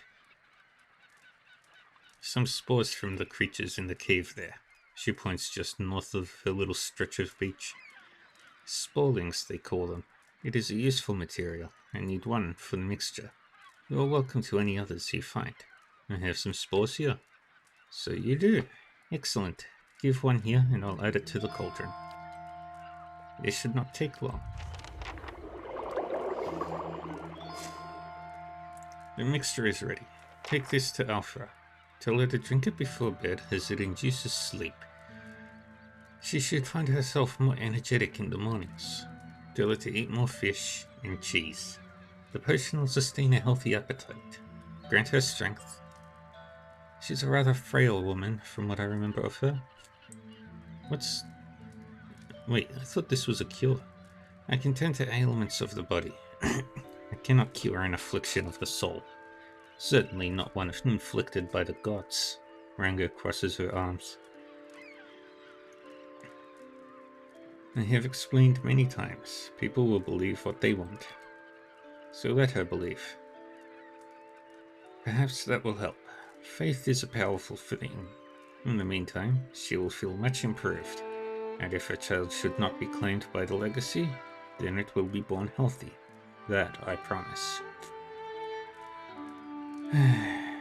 Fine, I'll be going then. I have done what I can. As promised, tell Alpha I wish her well.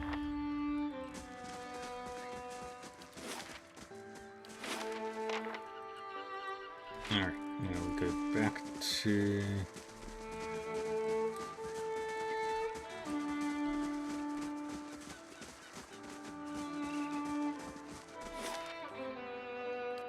Gilded Veil.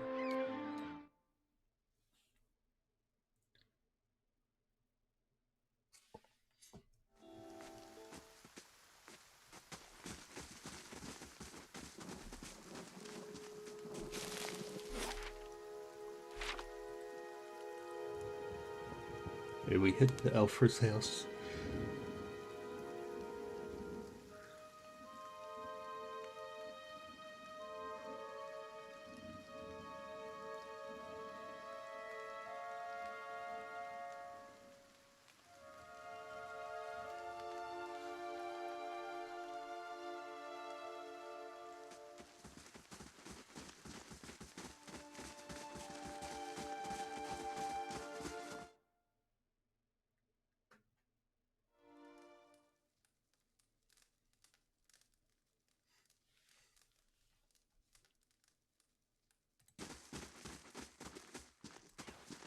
Cat.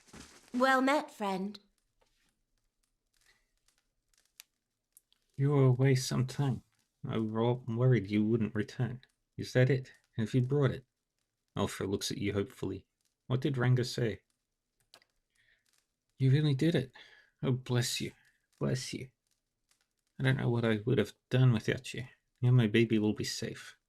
Alpha beams at you. I can't thank you enough. Yeah, I can't lie. Wait, you should know something about that potion. Alpha blinks, looking down at the vial. What do you mean? It doesn't do what you think. Ranga says it'll make you feel better, but that's it. But that's... Alpha's happiness quickly fades. But everyone said... She looks away. I should have known. I've been so stupid. How could I think... I'm sorry. I wasted your time.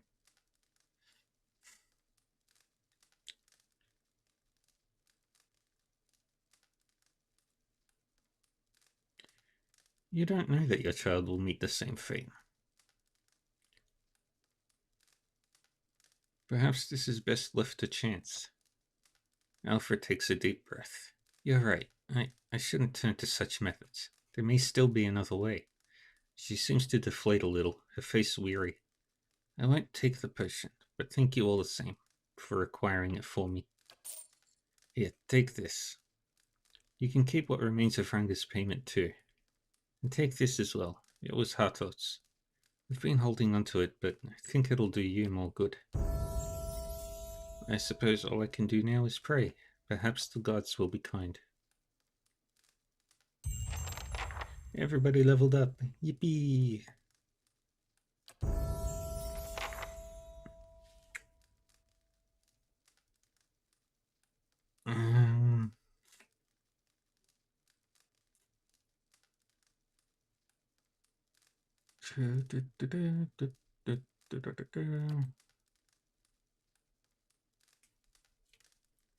Let's grab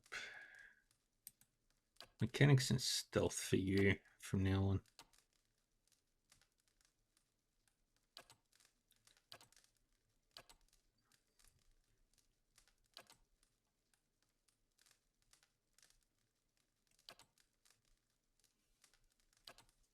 Ooh.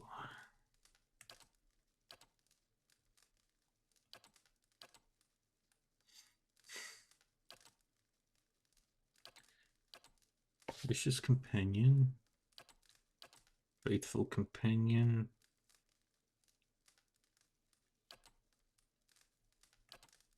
Faithful companion would be valuable.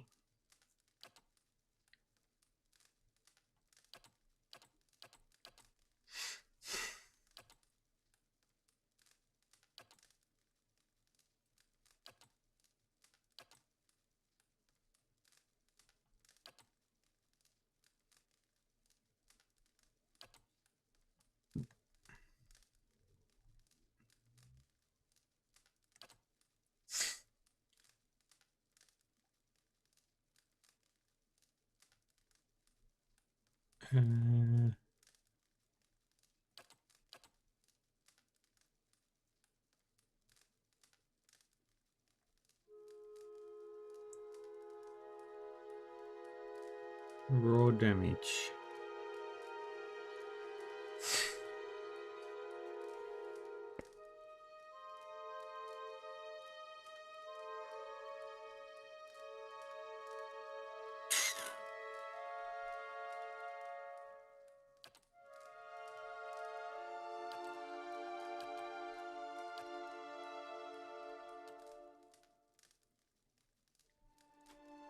Even more accuracy with that.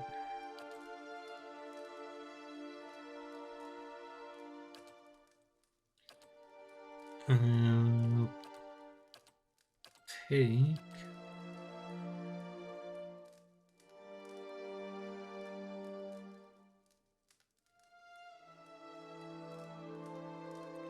Venom Strike because raw damage is powerful. Aelith, get more lore and more mechanics.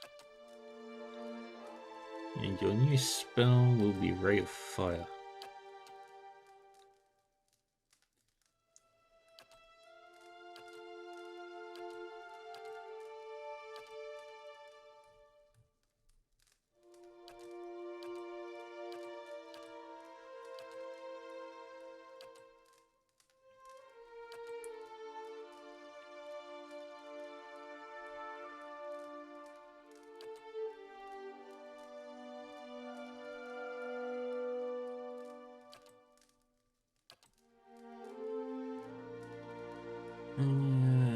Take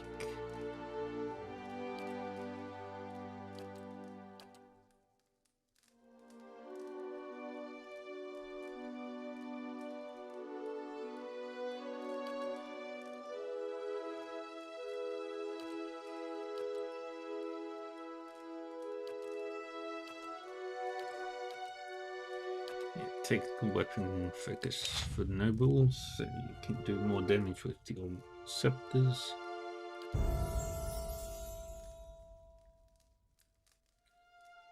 You get a whole bunch of athletics. Psycho Vampiric Shield. Recall Agony.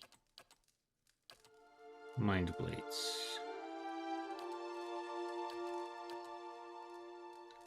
Mental Binding.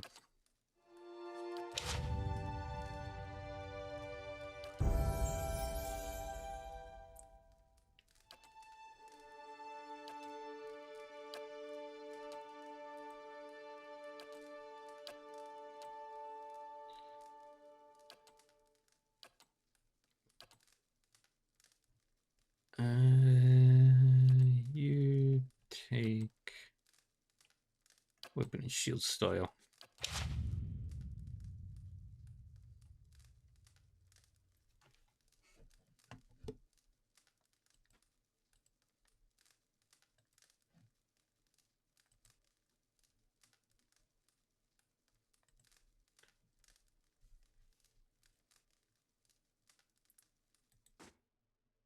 Okay. What's my next quest?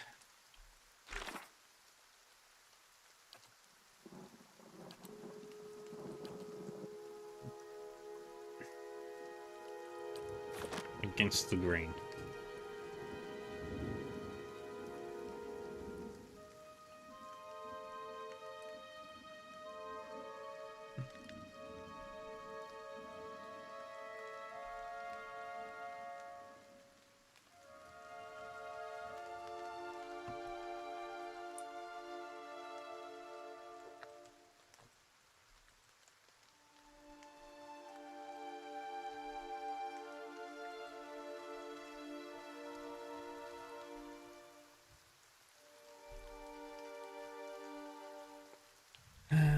First off, let's go back to the tavern.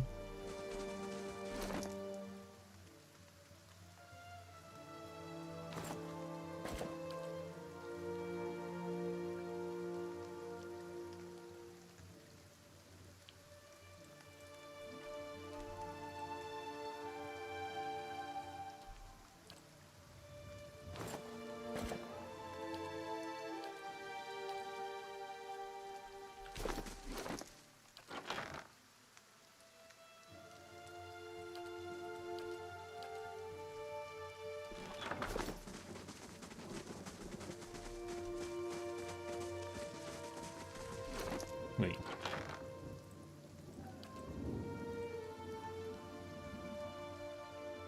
No.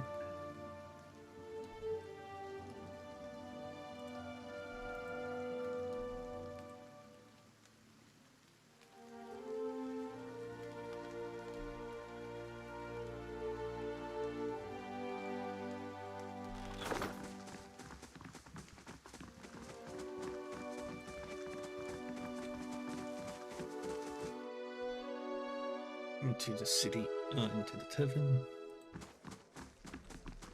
Downstairs.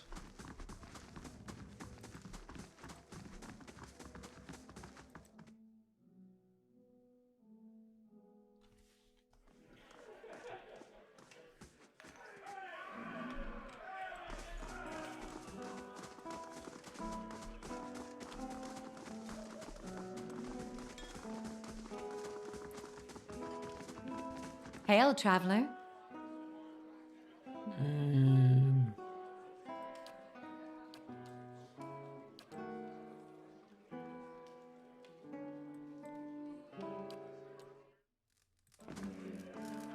Good day, stranger.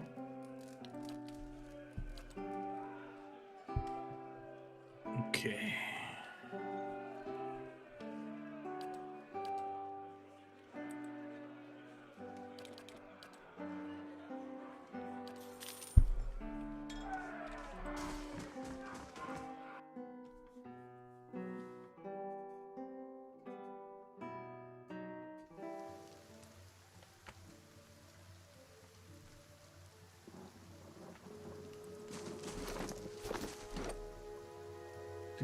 Do.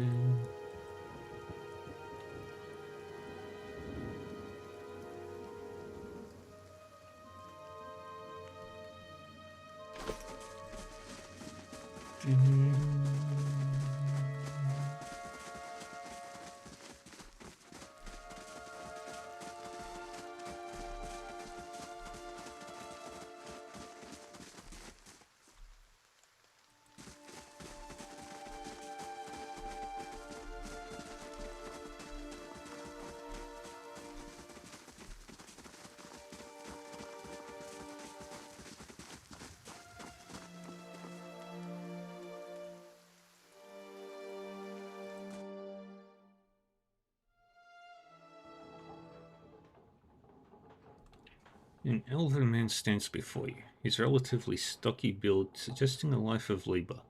His face is pale and drawn, and his eyes wide. Behind him, a younger man and woman exchange worried glances. The miller raises a club as you enter, and it shakes violently in his grip. Get back if you value your life. Put that down before you get yourself hurt. Trumbull only raises the club higher. I mean it. I won't have Sweeney and his lackeys threatening me in my own mill. My name is Veda. I only just arrived in Gilded Vale. Trumbull shakes his head. You picked a bad time to come visiting. Gilded Vale's had all its shine scraped off. It's just a big dung heap now. And Sweeney thinks he's the king of it. They're all of them mad. What was all that ruckus outside? Trumbull shakes his head. Where to begin? Sweeney's whipped them up into a froth, going on about the grain stores. Claims I've hidden away most of it. All I do with the grain is sell it. I can't create it out of thin air, and I can't hand it out for free. I pay the farmers for the crops they bring in, and I sell what comes out of the mill. Most of it goes to the Black Hound, on the west side of town, for ale. Sweena and his lot sure don't mind that part. Take a look at the fields on the way into town. The crop's blighted, and most of what I'm getting from the farmers. Trumbull gestures to the sacks and containers. It's gone off, rotted through. I can't pay top prices for blighted wheat. They've barely got enough good grain to go around. Sweeney's howling after things he has no right to.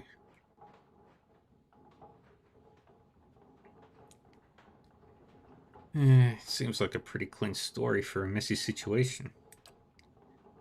Trumbull frowns. It's not. He pauses. Look, Sweeney's always been a rotten bastard. This store's so limited. Maybe I save the good stuff for people who deserve it. Alpha, for instance. She's expecting a child. Should I let her starve? Should I let her starve instead? Do the villagers know about the grain supply? Trumbull looks embarrassed. Some. The innkeeper, for instance. It's better not to worry anyone. We'll be trading for supplies soon enough. If we can just keep things calm until then, we'll be in the clear. The innkeeper? Trumbull winces. I wouldn't drink the ale, is all I'm saying. Maybe I ought to go have a talk with Sweeney then. The miller all but sags with relief. I'd be grateful if you did. He won't listen to me anymore, but maybe you'll have better luck. Tell him we're all having a hard time of it, and we'll all have to make some sacrifices.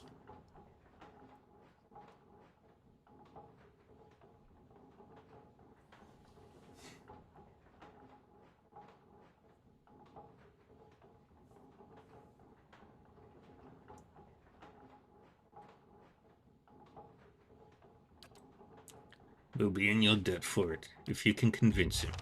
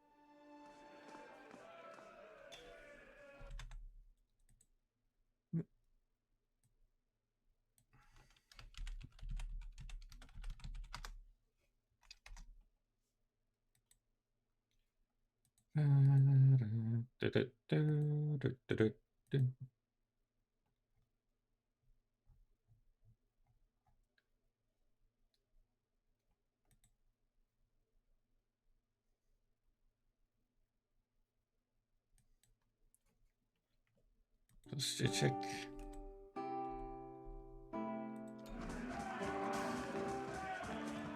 Hail and well met. Farewell. Sweeney. Hail, traveler. Well, well. Talk of the town you are, and you deign to come our way. What are you here for, foreigner? A toast? Some applause? He raises his empty mug in mock salute. Eloth narrows his eyes. Be careful. Looks like they're cut from the same cloth as those rowdies who attacked me. He wrinkles his nose. Smells like it too. I saw you outside of the mill. What was that about? Sweeney angles a searching look your way. That business? Let's just say that if you mean to help out around this place, maybe you ought to consider the common kith sometimes. Trumbull's thinking he's king of the town, on account he's got the mill to his name. Thinks it's fair, him giving us barely anything for the wheat we bring him, and then cutting our purses when we need to buy grain. There's farmers going hungry while that bastard gets rich off their crops.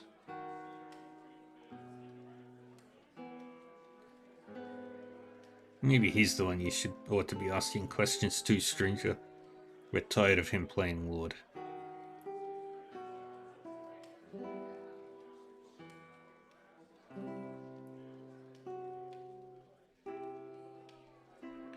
Trumbull says you've been threatening his family. Oh, I bet he does. All nobility, that Trumbull. 2 big strong kids, purest soul in all of Gilded Vale.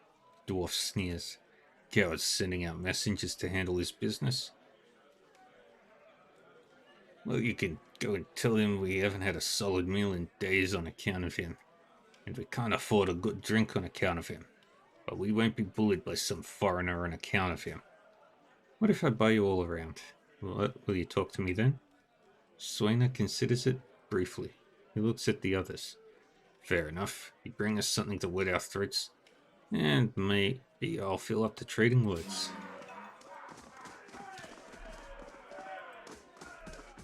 Pascal? Hello. I'd like to buy a round for the fine fellows over there. Fine fellows? You're having me on. Any more fighting and I'll have to ban Swainer from the inn entirely. The innkeeper frowns. Till then, it's 6 copper pieces for the lot.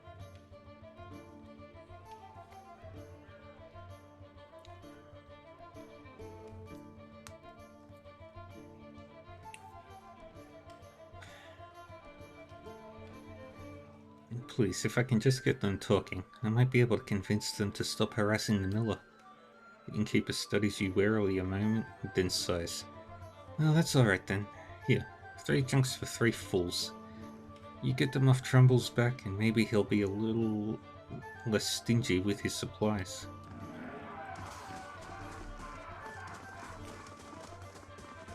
Hello. You again. What do you want now? I've brought drinks. Hey, so you have. By the flame, I never thought I'd be so happy for a mug of the Blackhound shit beer. Gosh, that's good. Alright, then you've got my attention. What is it you've got to say that's worth a round of drinks?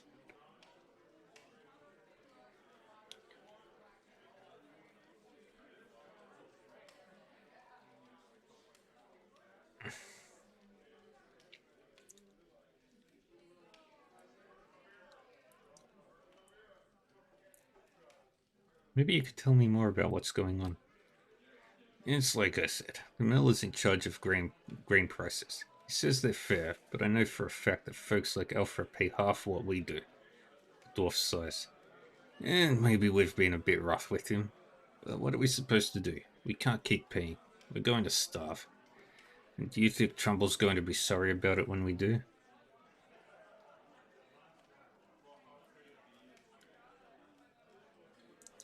Look, there's no sense in threatening the miller. You have him up against the wall. Maybe you could ask some of the other villagers for help.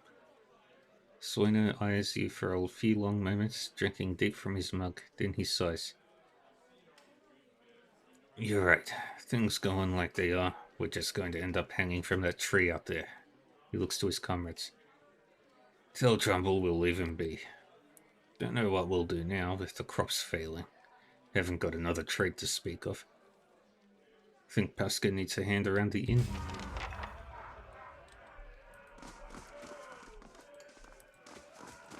Yay. Ha ha ha ha.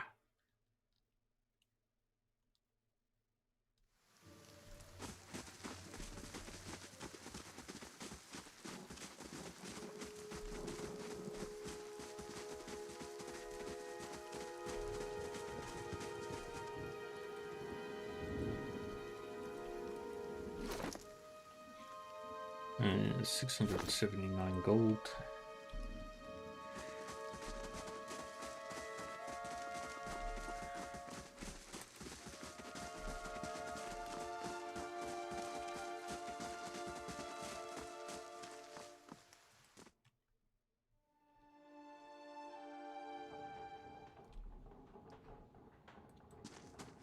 How do you do? Trumbull nods a curt greeting. You're back. Have you had any luck with Swainer? I spoke to Swainer. Trumbull takes a deep breath. And what did he say? I've convinced him to leave your family in peace. Why, that's great news. I wasn't sure you'd get through to him. They're out of their minds with drink half the time. I owe you a great debt. Here. He pulls a coin purse from his hip and pushes it towards you. Today's earnings, to show my appreciation, and you can be sure I'll let everyone know what you've done for me. Keep it. You're having a hard enough time. You're a generous soul, friend, and we'll have you to thank for making it through the coming year. Safe travels, and may you find favor with the gods.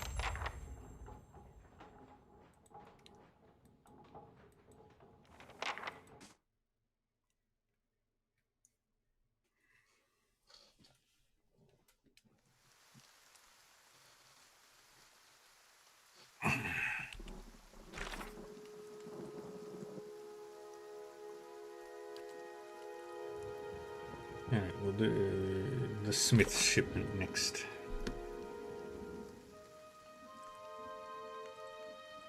Actually, is there anything else? Is there anything in Magrin's Fork? I need to go explore that area next. Oh, Kolsk. Hold, madam, but a moment. A hooded man waits upon the road, clad in a green cloak. He strides forward to meet you as you approach. At a closer distance, his features are revealed for those of a younger man, though lined with weariness. He appears to be favoring his left leg as he walks, and there is a dark stain upon the fabric of his trousers under the knee. Even so, he greets you with a polite bow.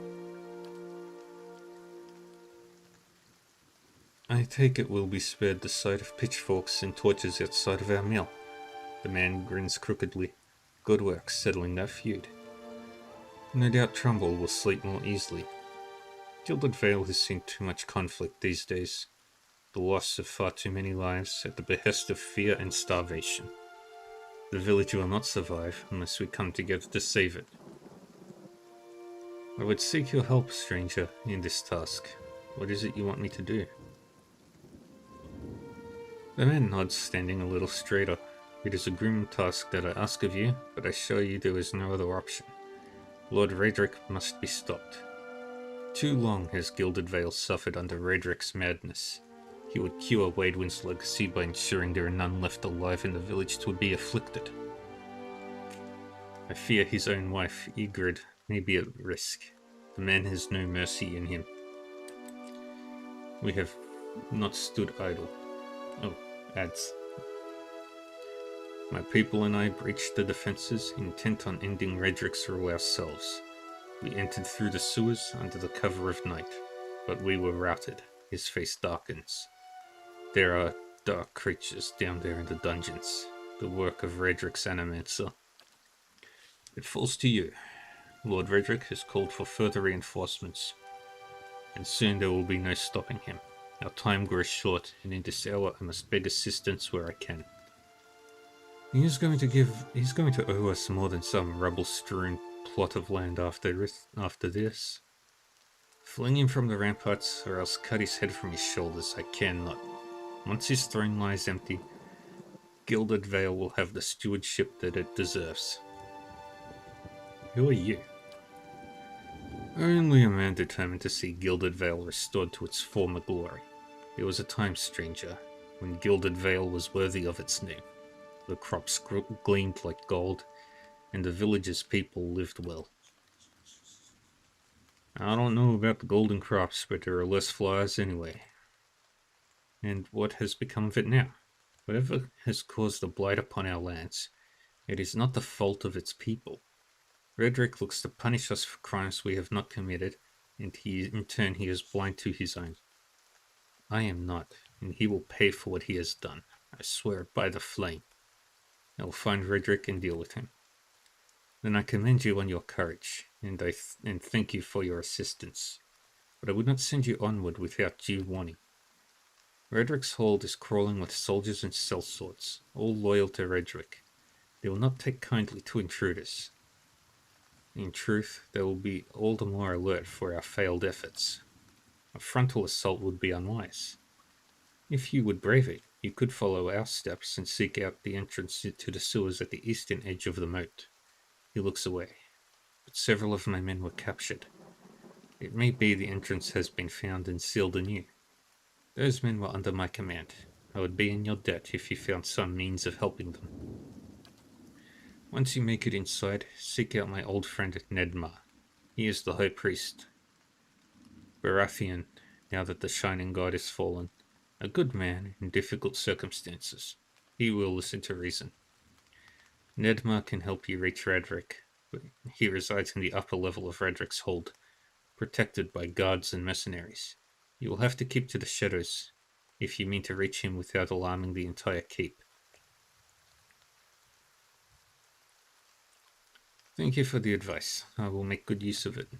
I consider it a blessing from the gods that I have found someone that understands honor and duty. Radric's hold lies past the eastern wood, not far to the east. May Magron bring victory, friend. I wish you luck.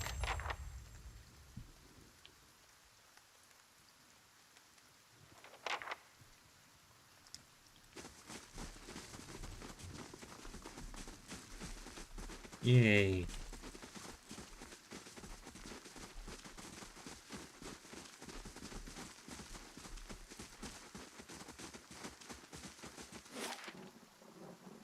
Right, first to Magron's Fork. I want to fully explore this region. And we'll take any quests that appear here. Folmar. How may I help? Mm-hmm. Oh, hello there. Begging your pardon, but you gave me a good fright. I thought I heard something rustling through the brush. Suppose that was just you. Silly of me. Don't suppose you happen to need some supplies. I thought I'd make my way over to Madmare Ridge, but I'm starting to think I'd be better off heading back to town getting a few more folks together. Better safe than sorry. Right? Say, did you hear something? Sure.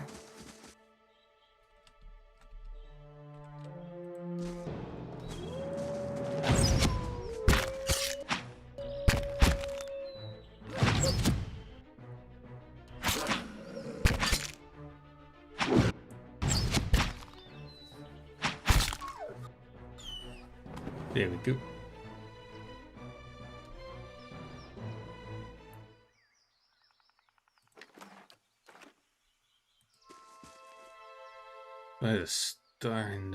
By every star in the sky, thank you. I've never seen these beasts so bold before. Strange times we're in. Here, take these. I'm headed back to Gilded Vale for certain. You can make better use of them.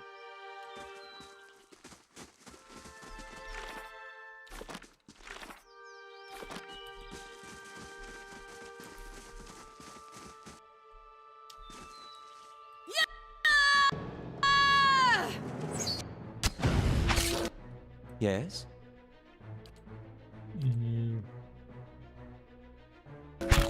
I need 20 focus for that. How may I help?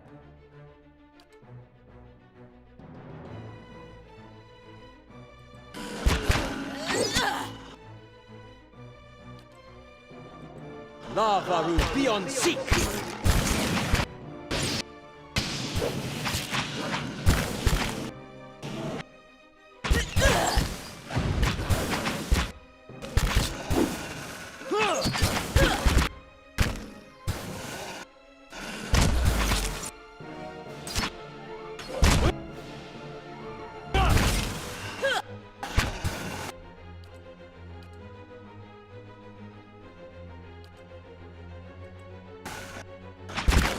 Atlina Palino. Palinarima. Death to our enemies! Aye?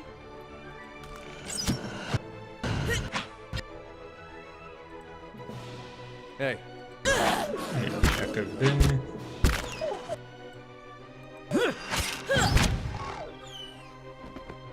Did it. Sure.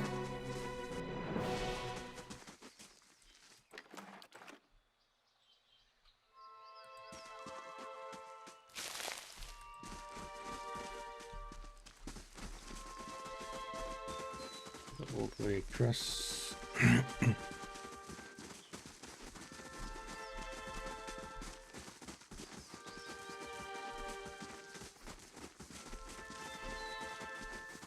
Okay, down now.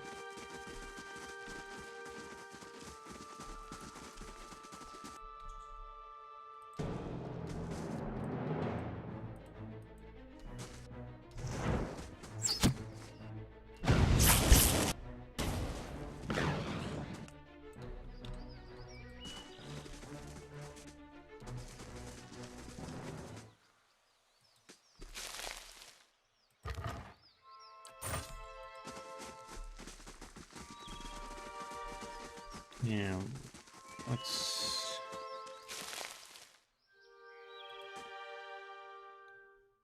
in here.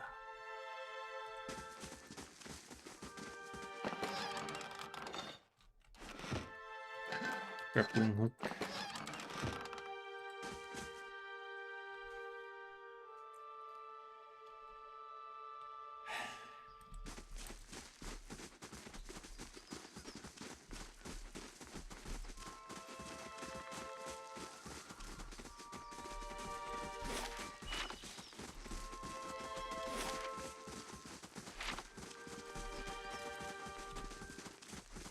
Go over here, and now we head south. There, that one. Get that one. Mm-hmm. You go Hey. over there. You charge that one. Yeah? You take on Yes. there. Hey there.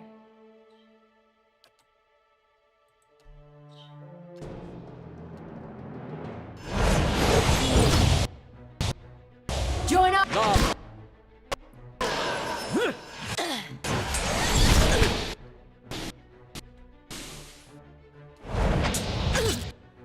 Lava. Hi? Eon. See! Just say the. You better How may I help? run! Da-da-da. Everybody concentrate on that gold-packed paladin. Sure. I did it.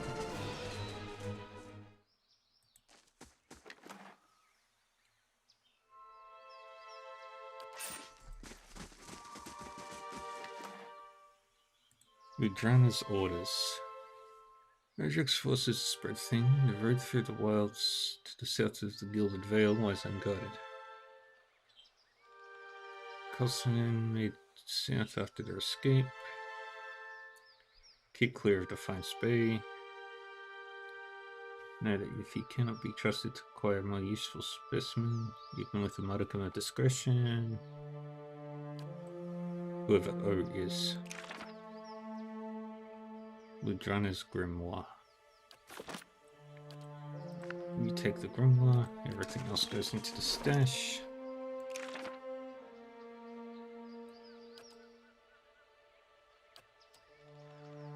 And now I've learned some more spells.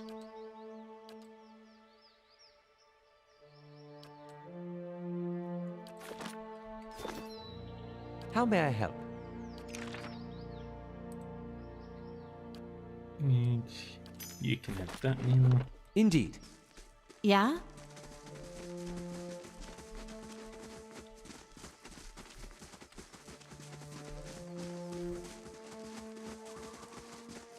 Yeah? Sure. Mm-hmm.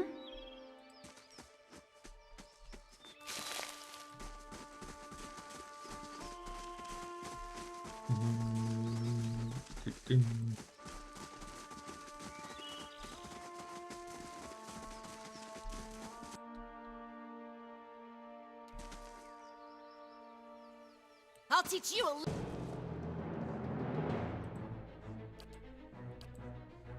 lesson. Lavaru beyond sea.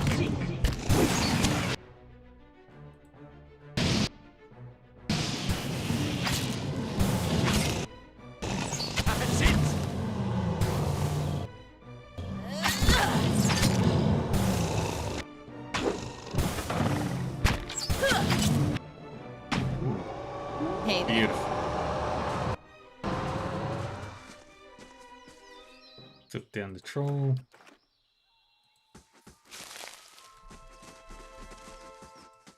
Correct way to deal with trolls. Piece of parchment is torn and flecked with blood and troll spittle. I'm worried he may have come to harm. Once I reach the Defiance Bay, I'll hire guards to take me back west in safety and see if we cannot find Fulvano. At present, I regret my eagerness to be away from Gilded Vale. It is very dark.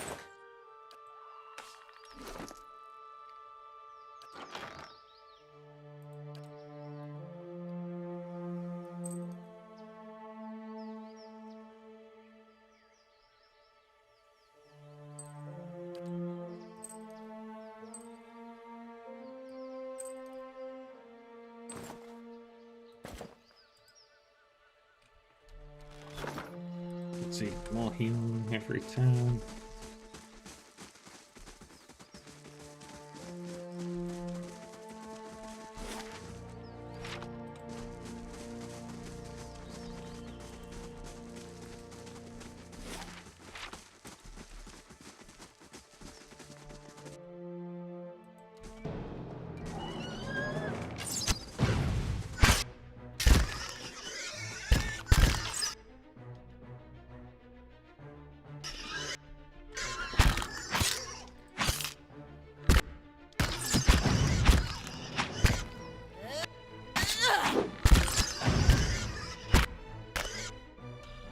Hey there. We're losing, folks.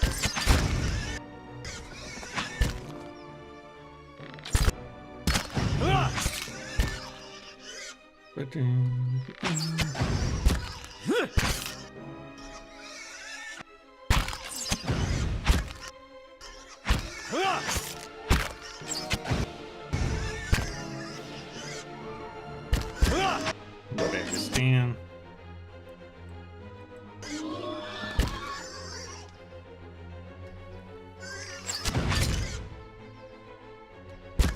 Yeah?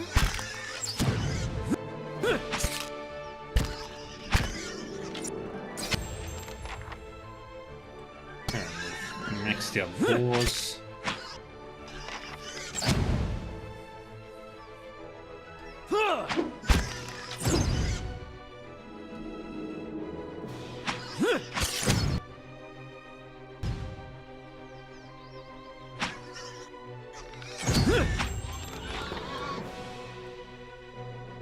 And we've maxed out young boss. Sure.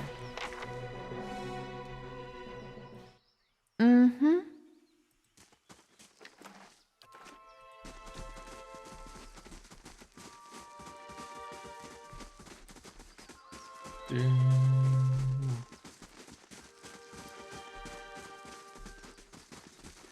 Saw you in the flames. There he is. There's our boy. A statue of Magran, goddess of war and flame. Dozens of names have been scratched into the stone at her feet, supplicants seeking her blessing.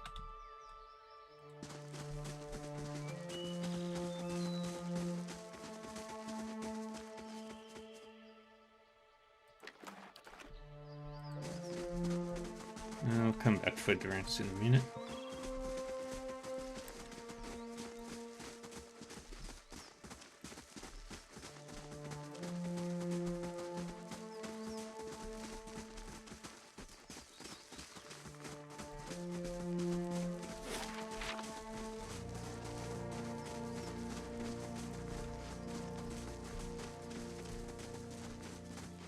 Alright.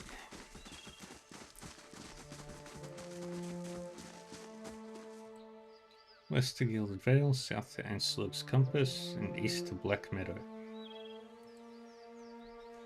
Squatting at the base of this statue is an incredibly ugly man, with bulging red cheeks raked by pox scars and a scraggly beard.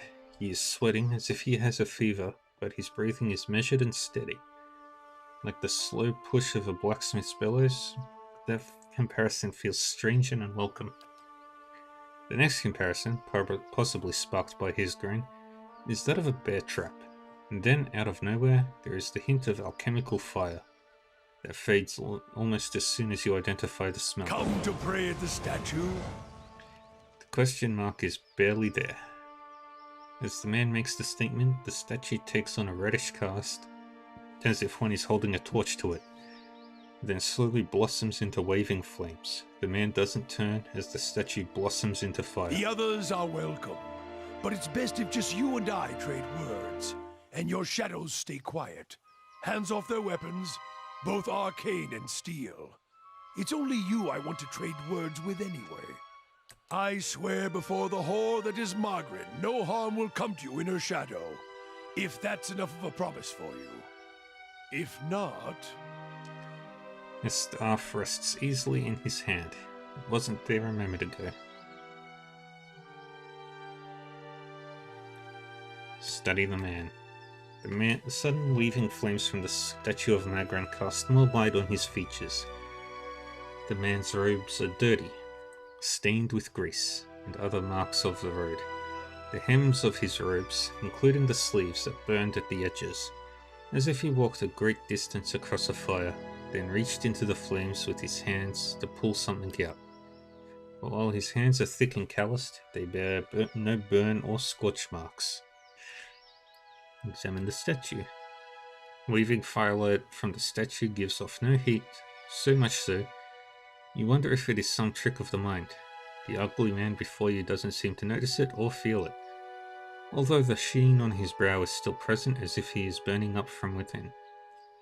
And on the staff looks thick, stout, and blackened ash once burned by a terrible fire. Beneath the ash, the lines in the wood bear shapes and patterns, and there is a certainty the staff was once something far more dangerous, but not now. As you study it deeper, it shimmers slightly in your eyes, like water catching the light weaving across the statue. Whatever power was bled from the staff, it doesn't make it or the wielder any less dangerous. You look up to see the man watching you studying the staff. As his gaze meets yours, he nods with a humorless smile. Strange choice of company. Stone seems cold comfort.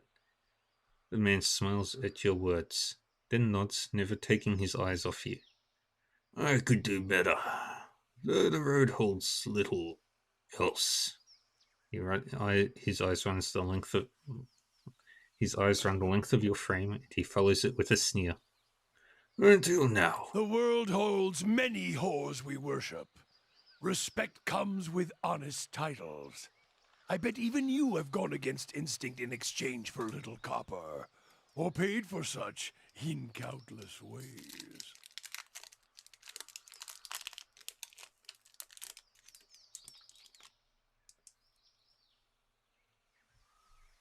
But if I give offense, if words are all that are left to a man, then why in the Deerwood of all places he should have leave to speak them?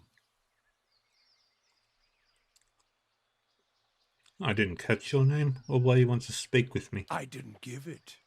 You probably find names as useless as I do. The names that litter this world like debris are hard enough to wrap around the tongue. And what do they matter? It's what's beneath the skin and the letters I care about. What burns within. It's more important to me you're a watcher than whatever culture or accent decorates your letters like awkward crowns. Take pride in your actions, not where you hail from, or how your name rolls off whatever liar's tongue coats it now. If you need a title to hang on me to match your own, Watcher, then call me Durance. And as you observe souls, I test them. How did you know I was a watcher?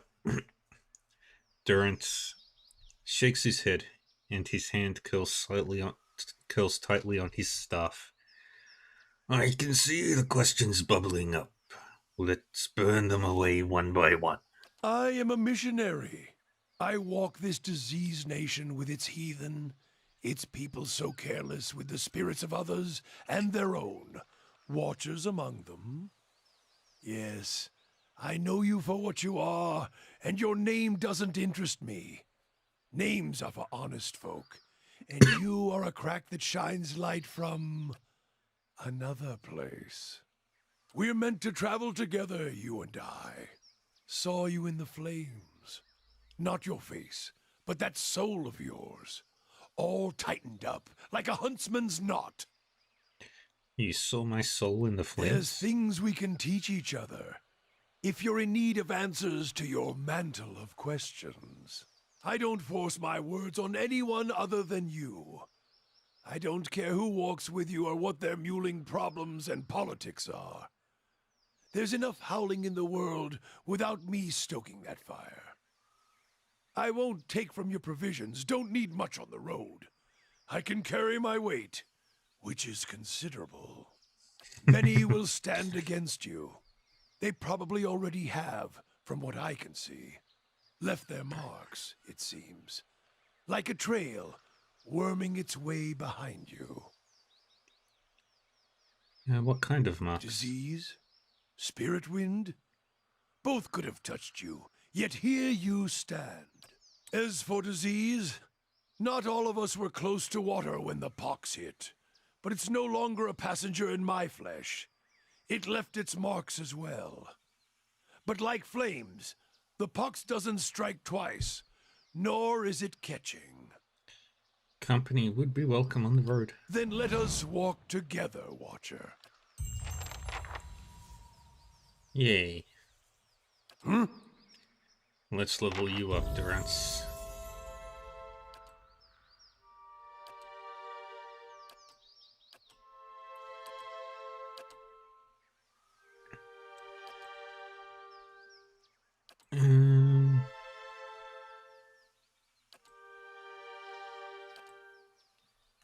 First, we'll give you Scion of Flame.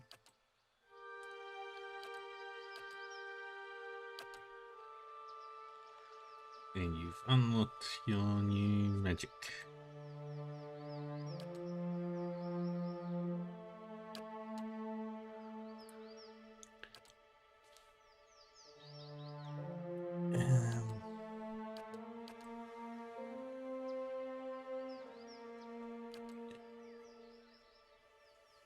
Brilliant Radiance.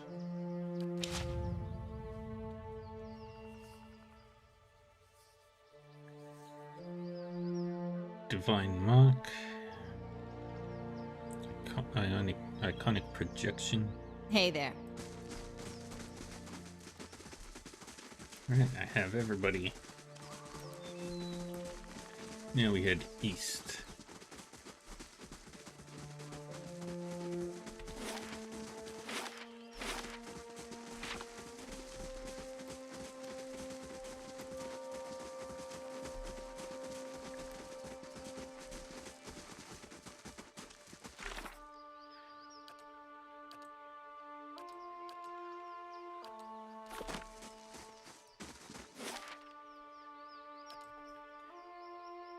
To the Black Meadow.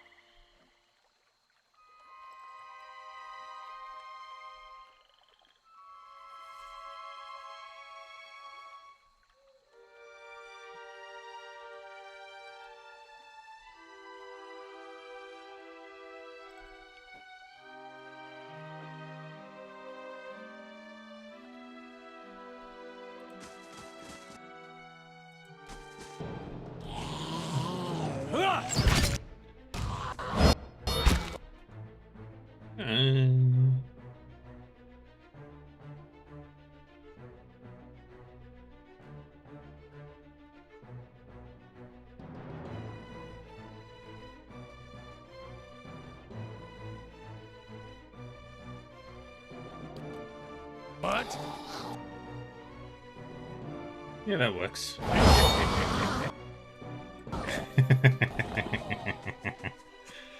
That was great.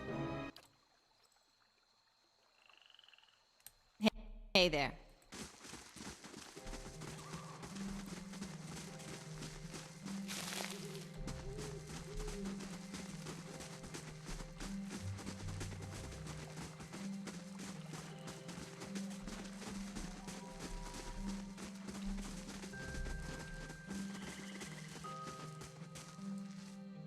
Mm-hmm. I'll teach you a lesson.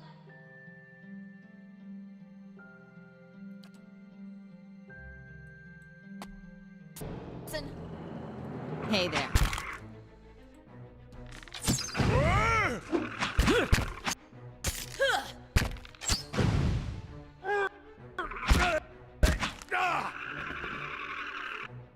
Very good. Mm-hmm.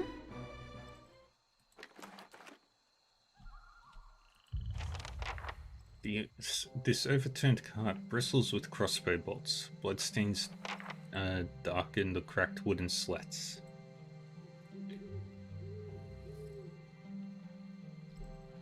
Sure.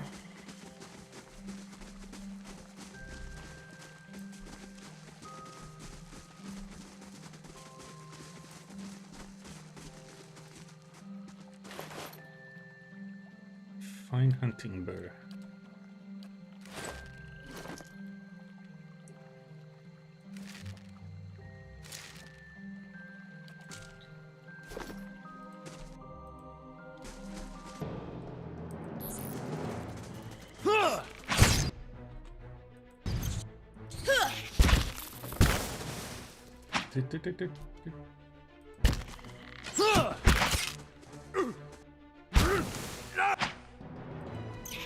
And now, Bullseye. yeah. That's it!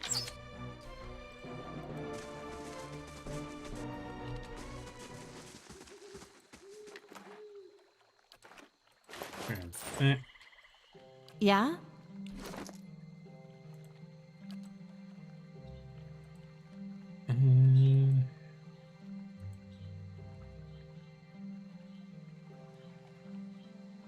Primal rock.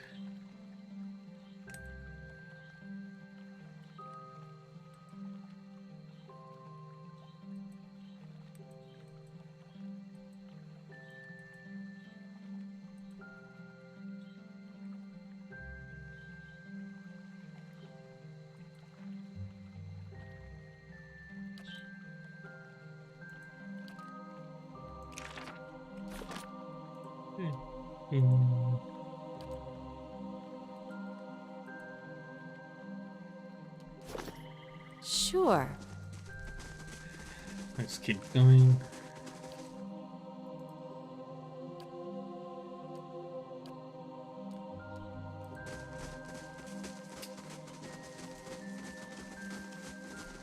Keep going this way.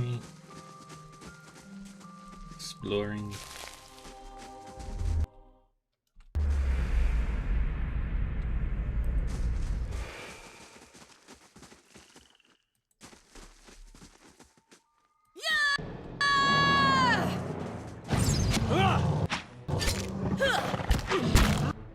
Hi? Lava mio Dio, sì!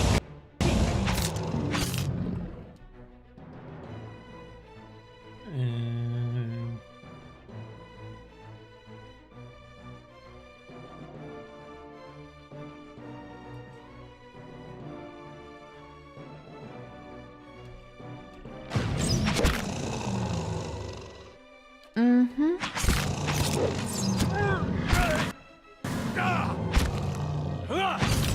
Fire Bullseye. works wonders.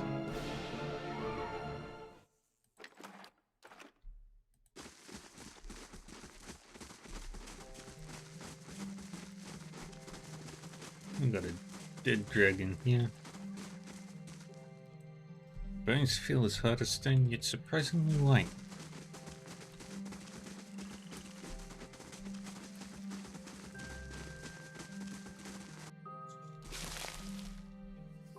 I'll teach you a lesson.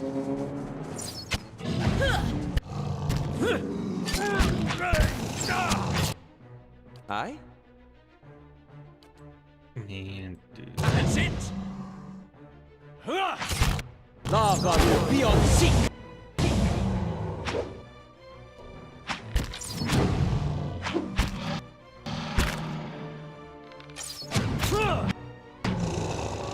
Yeah? and there goes another one.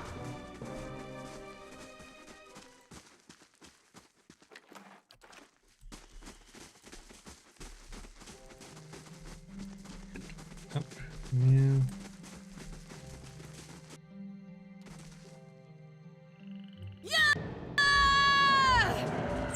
That's it! What?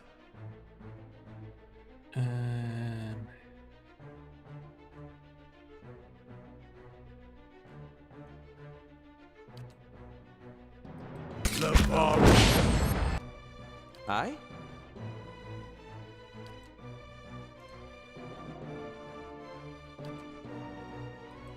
Lost it. Lava will be on seek! Alright, switch.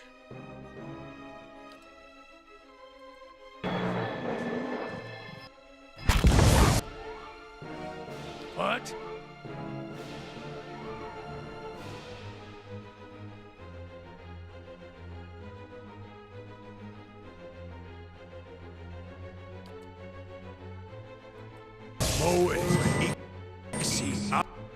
Mm-hmm. Alright, focus on that one.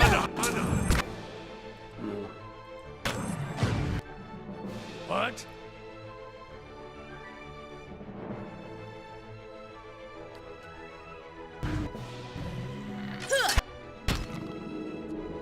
Aye? Can.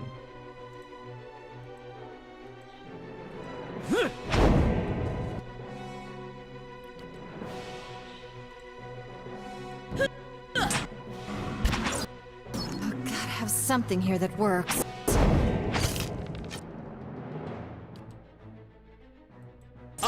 Aztec worth and wrath!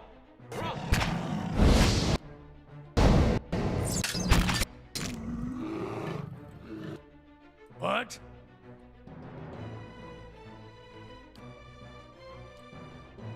Navaru beyond seek.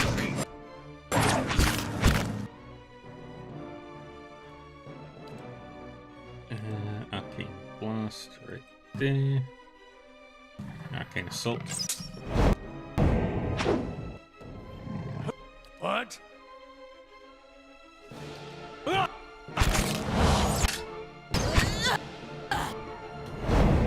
Even.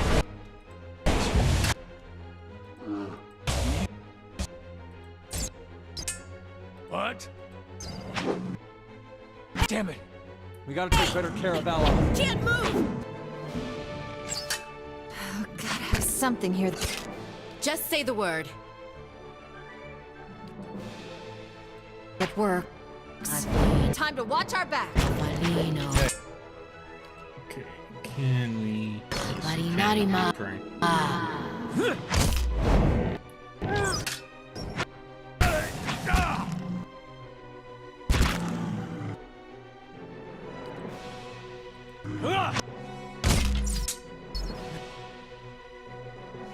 Not exactly what I was going for.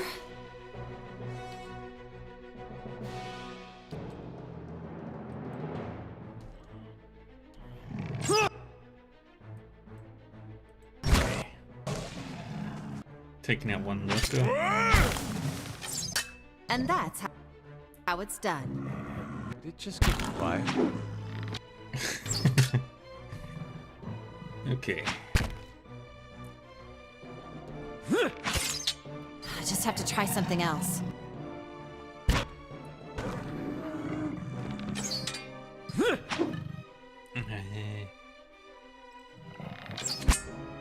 Kinda stuck over here.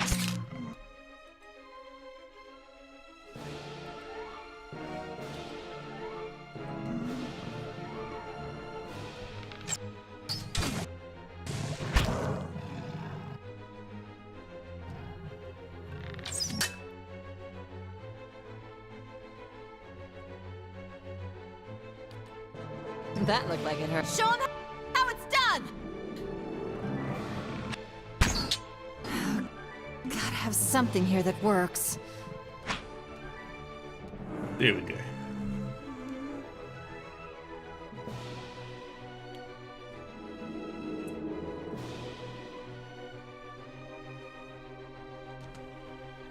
And Yes?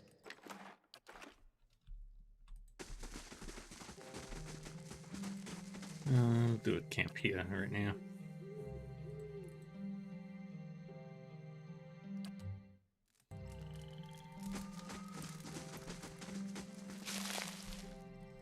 Hey there.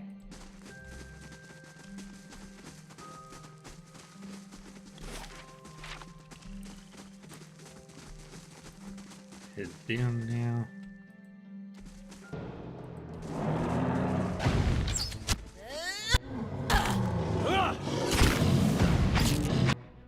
And that's how it's done.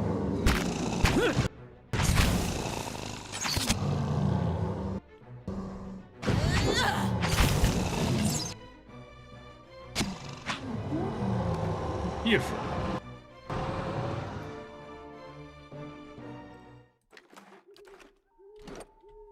And how are we looking?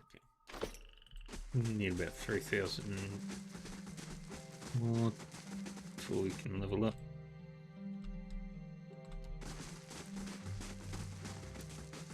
Feel my scatter crawling between the beast's teeth.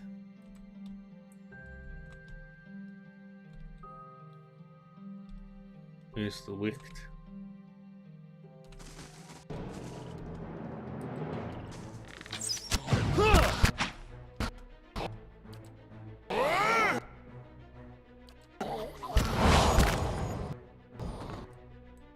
God, I love that move.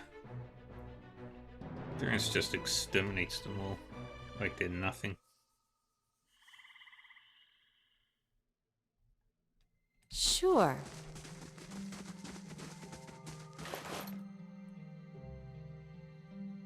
Fulvano's boots.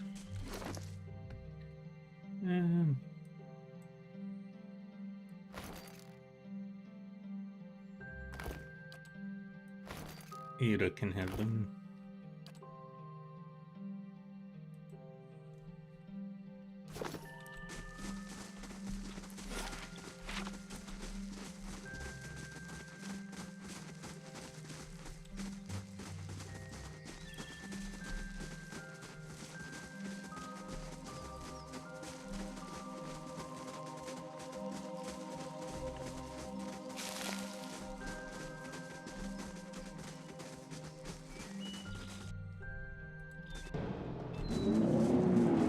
Bullseye.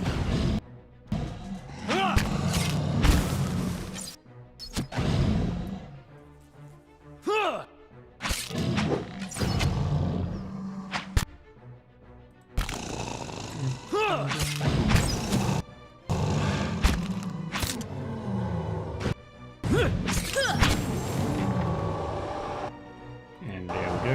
We've mastered the forest troll.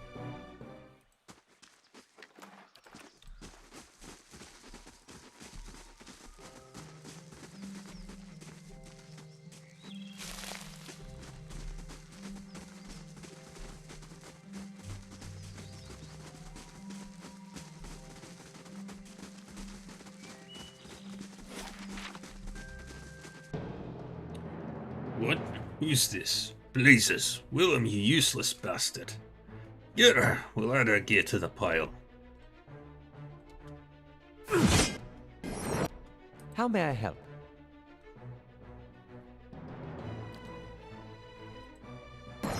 Lavaru, be on speak!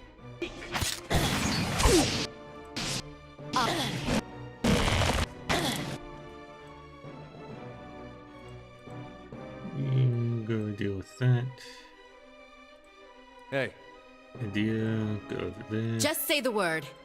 What? Aye?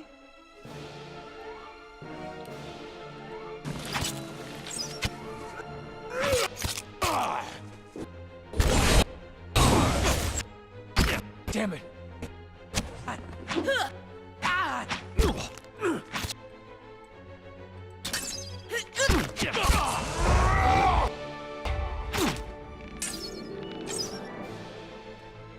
Alright, now we'll focus on you. I'm gonna make you pray. Or you're gonna just explode. Both are great ideas.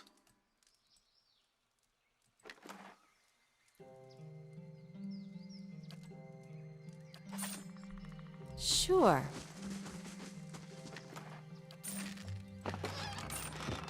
Take the money. I need you to deliver a haul for Kern to sell. He will not speak to you unless you know the words. Ignibion Ildfion. He's only found in the gift after dark.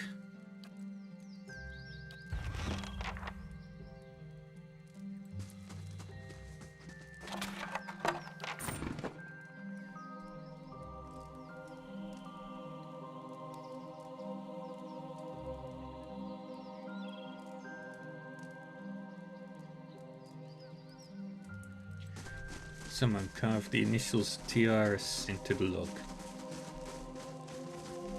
Right, now I'll go back down, scroll down. Another troll. Show him how it's done!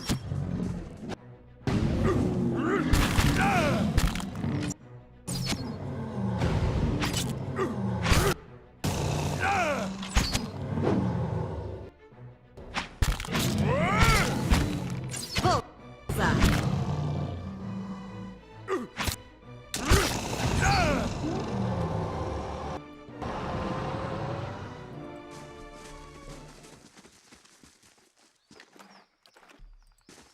Alright, keep going down.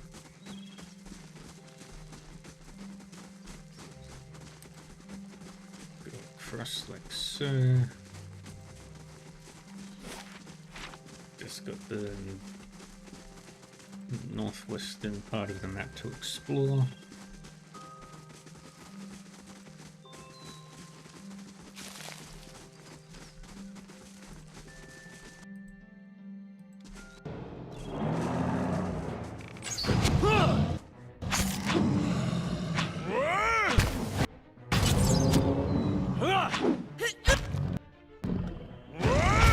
And that's how it's done.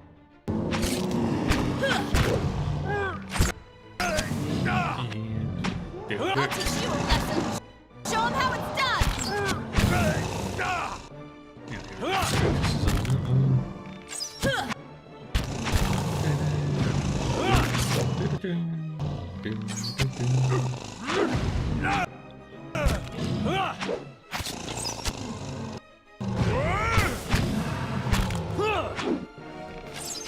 That's it!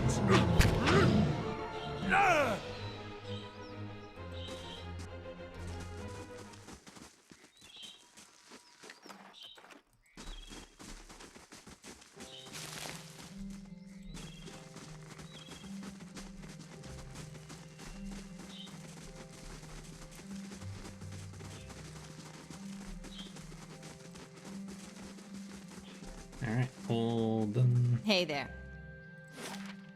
with that map. Go back to Gilded Vale.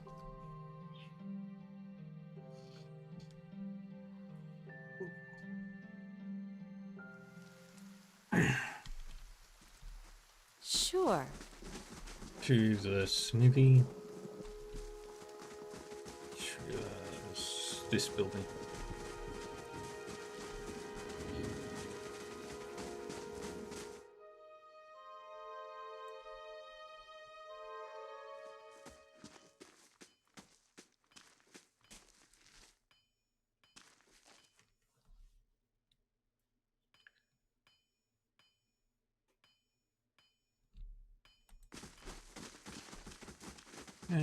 Hello. Mr. Liam O'Brien's voice. I found the shipment you were waiting on. Tuatani reaches out to take the crate, raising it effortlessly onto the counter. His face splits in a broad smile. Why, so you have... This is excellent news. We can finally get back to work and show you real Black Hammer quality. None of these flimsy little swords. Here, I'll give you a taste. He ducks behind the counter and rises with a heavy wooden shield in hand. Might not have had much in the way of materials to work with, but it's still Black Hammer craftsmanship. You go on and take that. And here, some coin for your troubles too. His pleased expression dims. Did you find anyone with the wagon?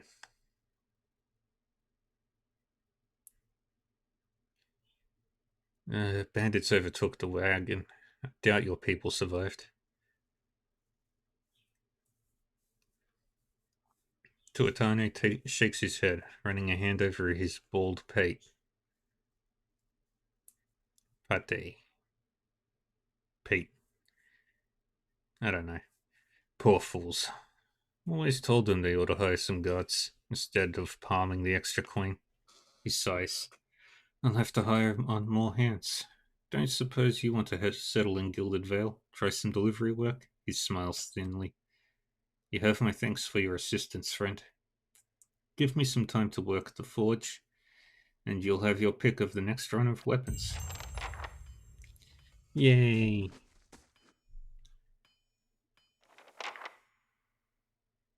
Good day to you. Tuatane gives you a broad smile. Always good to see a friendly face. I hope the Vale is doing kindly by you. We've made good use of those supplies you brought us. Some of my best work. If you ever want to see our special stock, you just say the word. Of course, I'm sure you'll find something to your liking.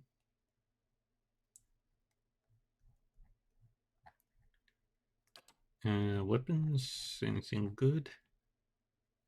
Nothing I can afford. But that's stash.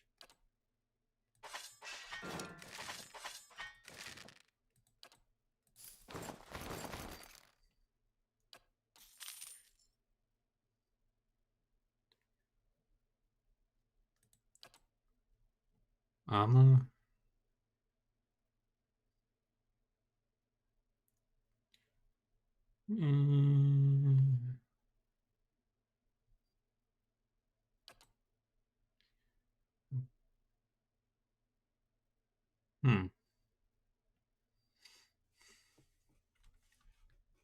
Well, this would be valuable.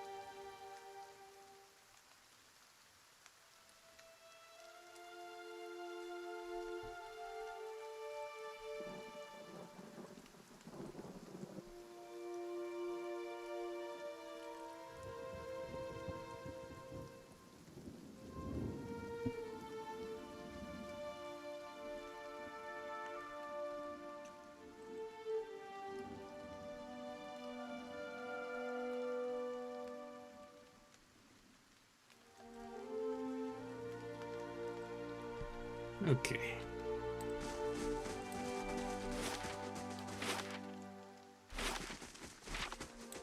We're gonna head back to the Black Meadow and south this time.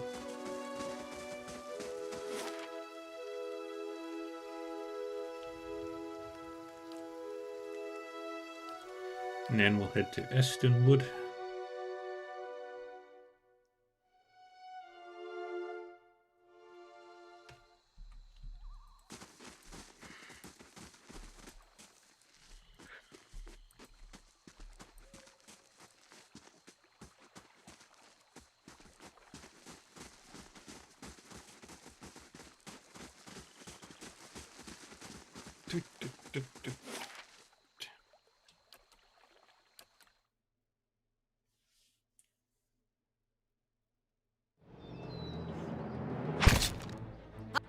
I'll teach you a lesson. This isn't how I usually work.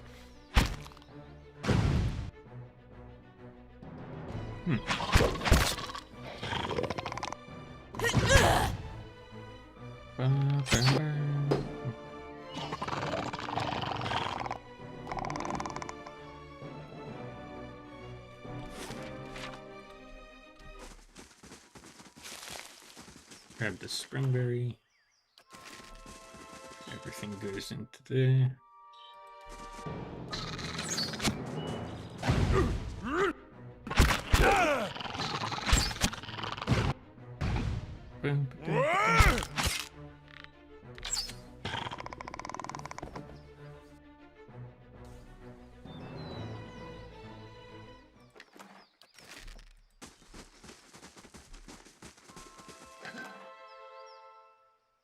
We got a fine hatchet.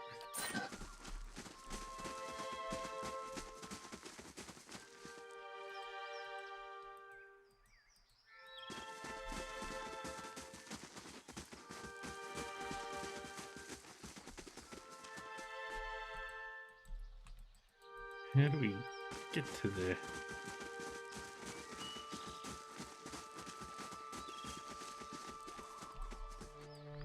Nothing will slip past me. Apparently that will.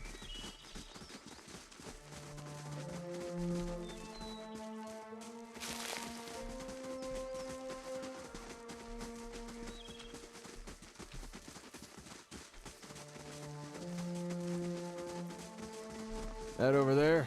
That'd be the easy way to get to Defiance Bay. Before the floods, anyway. Well, we're not going to Defiance Bay anytime soon.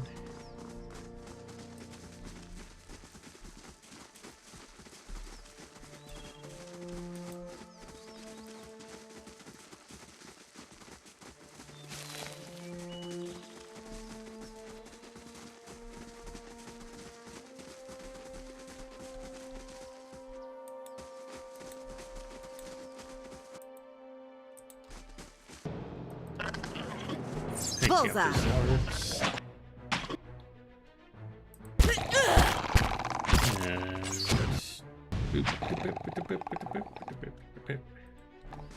That's starting in 3 minutes, Hey. friends. Hey there.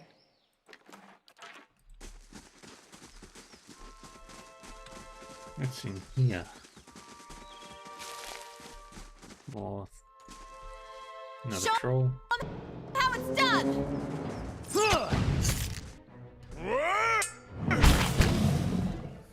Good.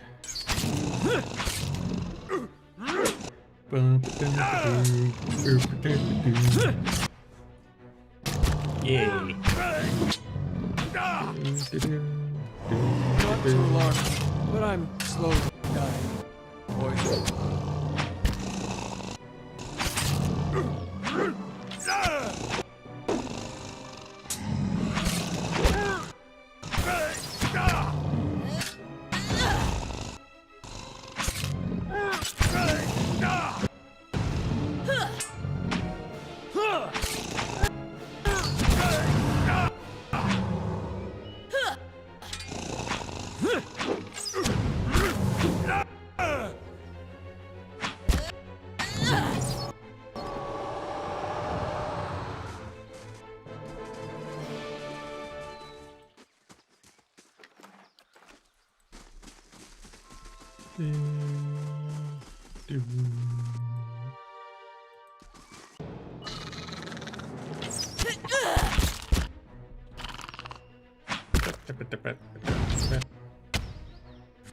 Hey!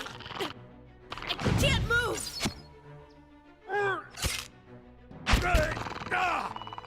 There it goes.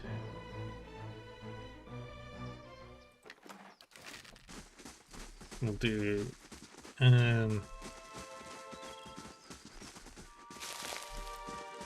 the slaying of Lord Redrick tomorrow.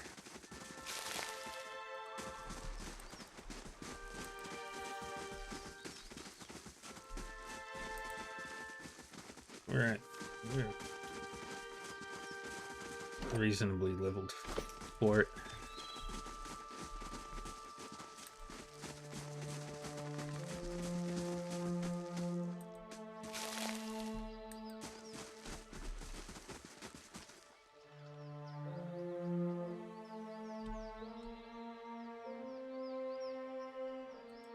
Arrogant. Curse my luck, the woman mutters, kicking her foot into the ground and upturning a clod of soil. As you approach, her ears twitch and she turns to greet you. Hail, traveller, she says with a half-hearted handwave. The bridge to Defiance Bay is out. If that's where you're headed, you'll need to find another route. What destroyed the bridge? The river has been rising on account of all the storms. Here, where the river narrows, the flooding did the most damage. The Orlan woman folds her arms, a scowl overtaking her face. Guess they don't make things to last around here, do they? One of the stone columns collapsed in a flash flood, taking the whole middle section of the bridge out to sea. Madhma Bridge was the most direct route from Gilded Vale to Defiance Bay. Merchants and travellers now have to find boat passage or add days of extra travel to loop around the bay. So I started a ferry service, thinking I'd earn some coin and help others cross over through the bay. Peregrine shakes her head, her ears twitching as she speaks. And that was a bigger mistake than the time I allowed a cipher to court me. Mistake? How so? I'd been attempting to turn a quick copper, but she bites her lip, her face turning flush with anger. Just my luck, the blasted currents threw my ferry into the rocks, dashed it and my profits to pieces. Making matters worse, when I went to prowl the shore to salvage whatever shipping crates didn't sink, a pair of looters attacked me. She stomps her foot into the ground. The damn brigands had the nerve to attack. I managed to avoid harm, but now they've stolen by force all that is left of my fortune. She eyes you for a long second, hand cupping her chin. You know, you look like you'd fare better against those looters than little old me. Could I enlist your help?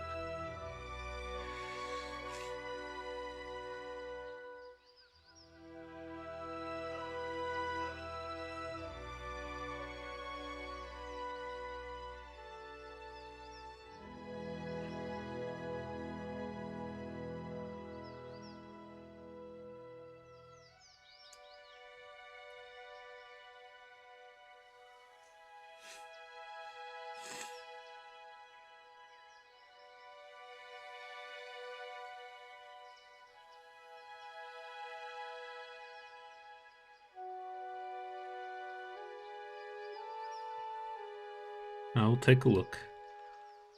Peregrine smiles wide, her ears perking up. Thank you. I'm sure those thugs have made a mess of my stock. But maybe there's something there to be saved. Goodbye.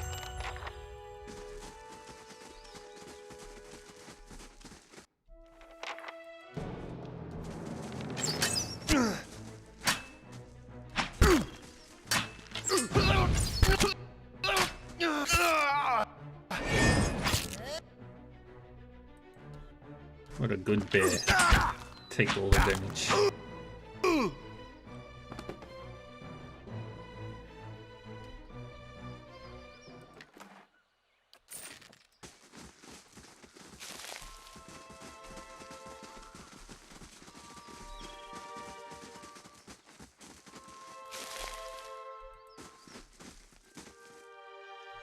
Gathered around the soggy timbers of a ship wreckage, men and women pick through the driftwood. snatching muddy silverware, moldy clothes, and chipped pottery, and anything they can spot amongst the detritus. All eyes turn to you as you approach. The group trades nervous stares at you until, at last, a woman in muddy clothes steps forward and speaks. "Where are Brattle and Terran?" She asks. "They were just up along the path and we heard fighting." Her eyes narrow and her hand moves towards a knife on her belt as she anticipates your reply. "They attacked us. It was a matter of self-defense. You killed them." You see Hanwen's eyes tear up before she buries her face in her hands. Men and women around her take a step back, eyeing you cautiously. Hanwen looks up, wiping her eyes. "You speak of self-defense. Well, we are defending ourselves from this storm." Her voice rises and her face grows flushed with emotion. "The floods took our entire farm. We have nothing left. Nothing. No food, no roof, and now I don't even have my cousins." She throws her hands up in despair. "We don't want to fight you. We have lost enough already. Please, just leave us." "I came here investigating some missing cargo, and we mistook your cousins for looters." She blinks in disbelief. "Looting? But this is a wreck. What value does it have?" The men and women all turn to her, their faces frightened and worried. "Please, we need these supplies dearly. The storm took everything from us. It is not our desire to steal, but we are destitute. Should we let these wares just sink to the river bottom?"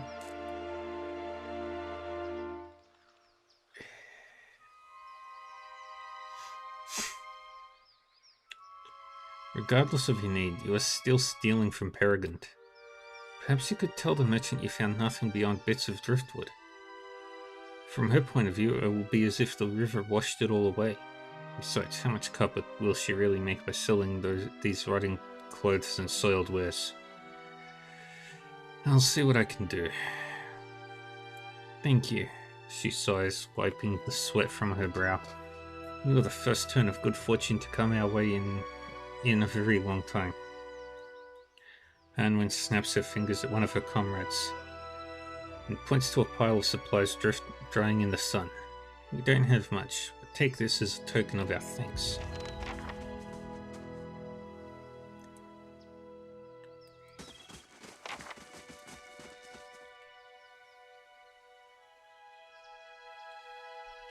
Laying low.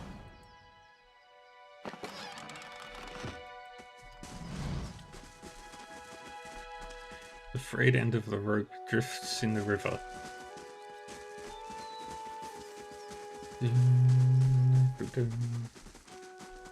Alright, we'll complete this quest. Head to Redstone Wood.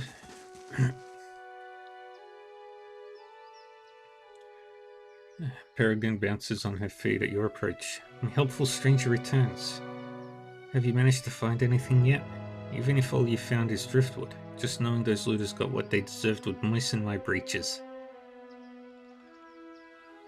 I picked through the wreckage, but I found nothing salvageable. It must have washed away."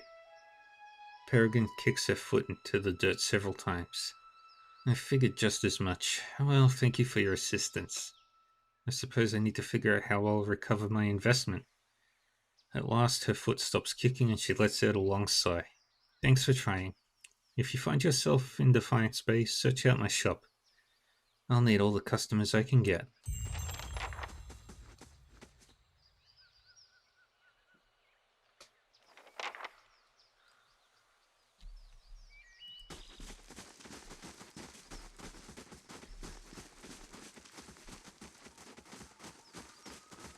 Alright. That's another quest done. Or at least a task.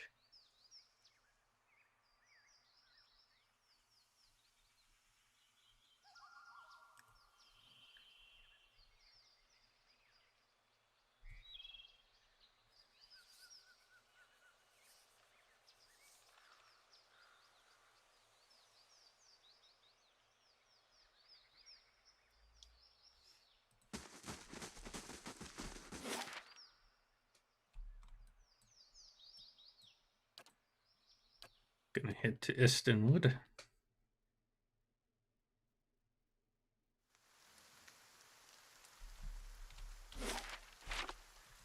We'll head this way first.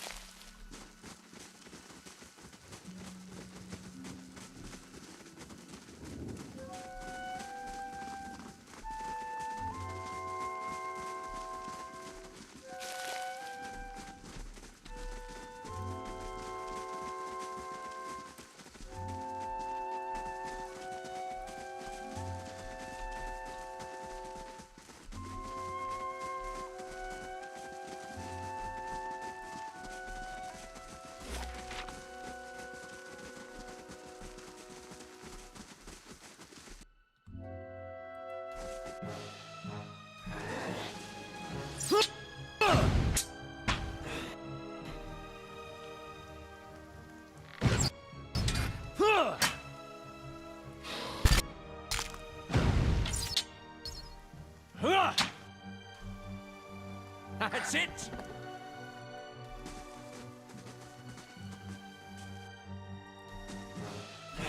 What?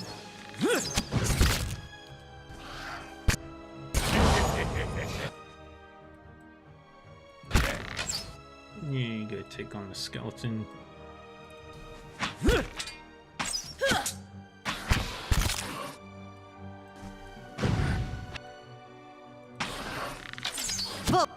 Bullseye. Perfect.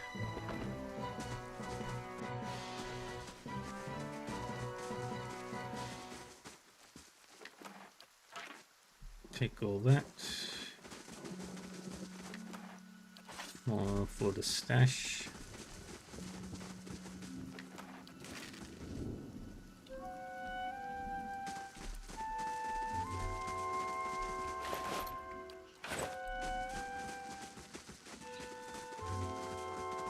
Hydrate.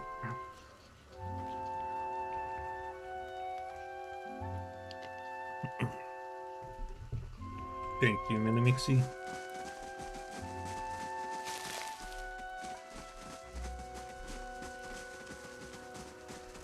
Alright, now we head south.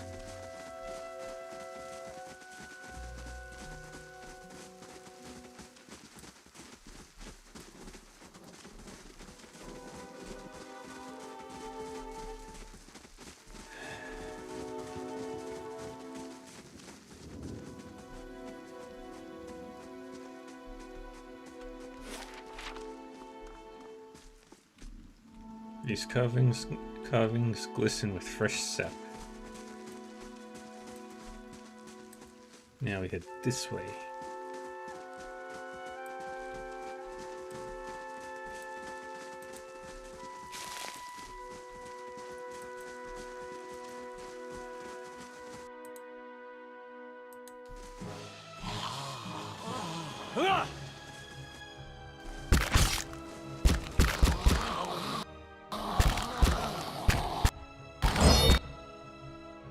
That looked like it What? hurt. God, I love that move.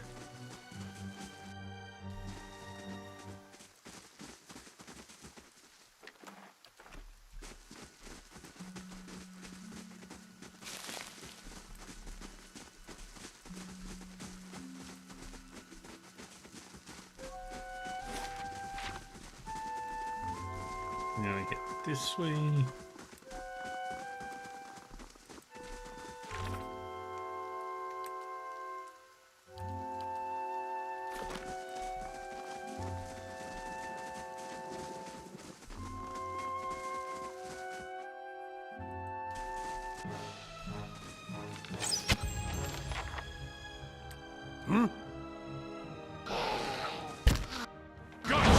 Hey there. Let me wipe out more licks.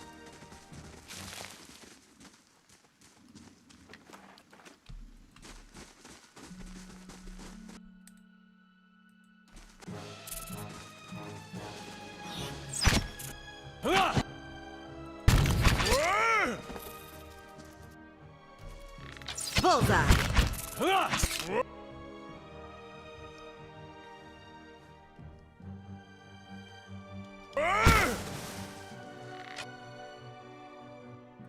That's it!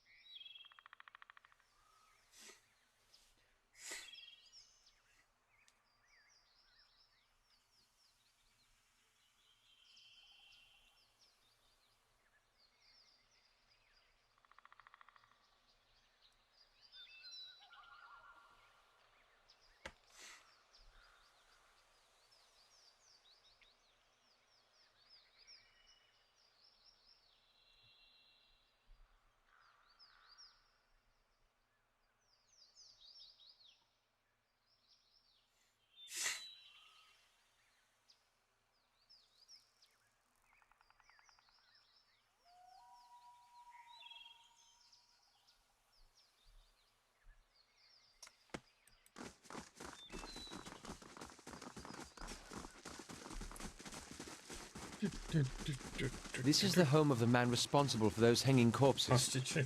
You don't plan on knocking, do you? No, we're not gonna knock. We're gonna just walk around the exterior first.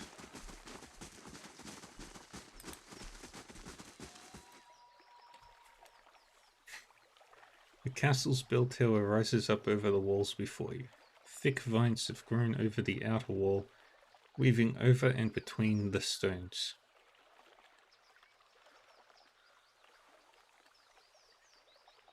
The vines span nearly the full height of the wall, curling over the parapets.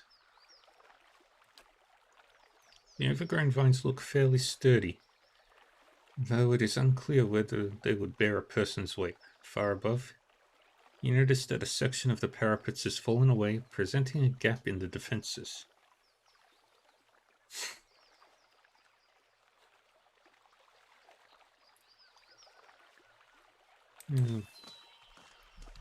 We'll come back to that option.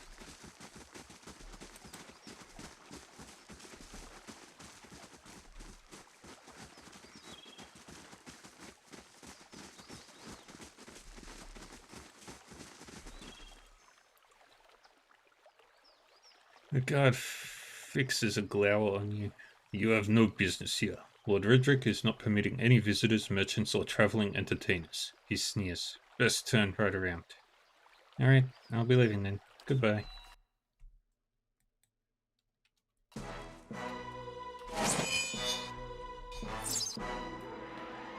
I wasn't moving to watch them, you fuckers.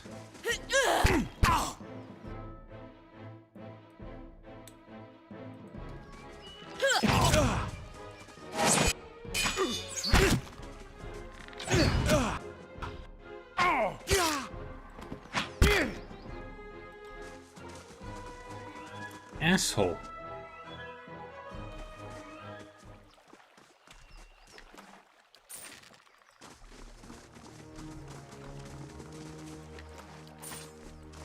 I was leaving, dumbass. A stench rises from the stagnant waters.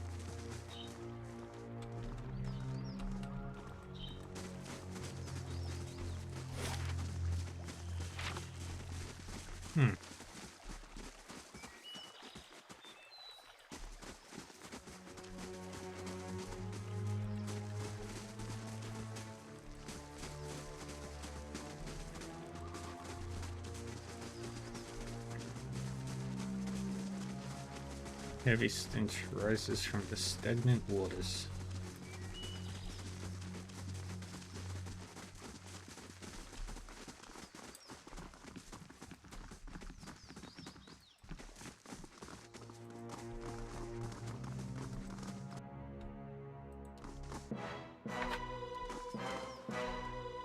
Yes?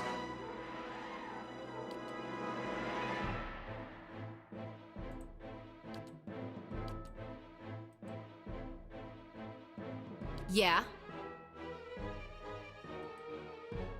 Hey, Hey there. What?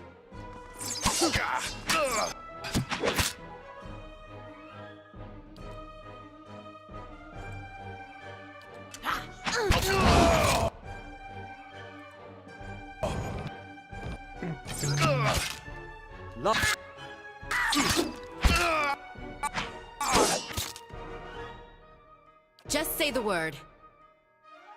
What? Alright.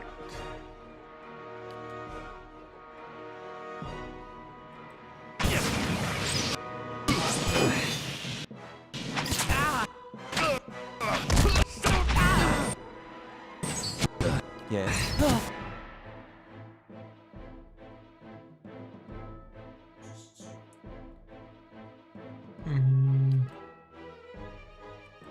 Lost that one. Lava.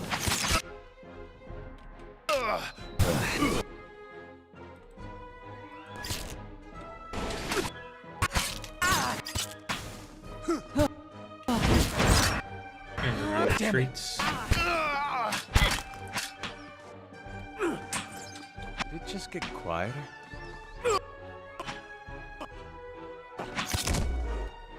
Hey there. Hey. This thing isn't doing the job.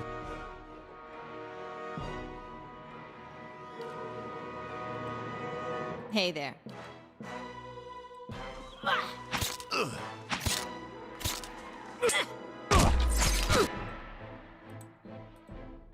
Run, run, run, run.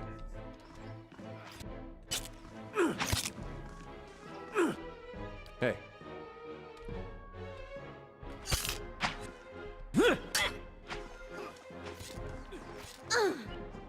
Yeah?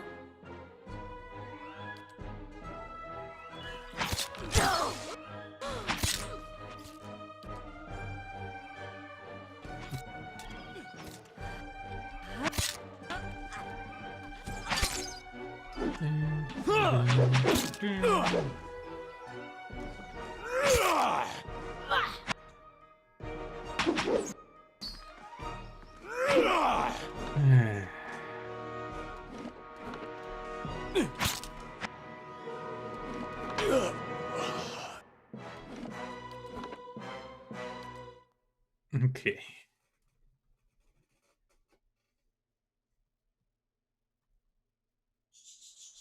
Sure.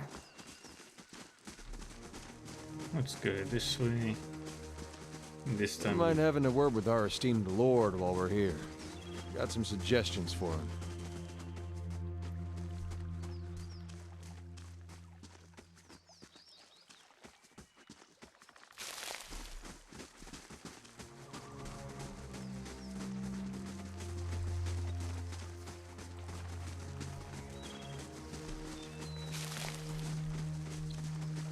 That is the sewer entrance. Pretty sure it was this side.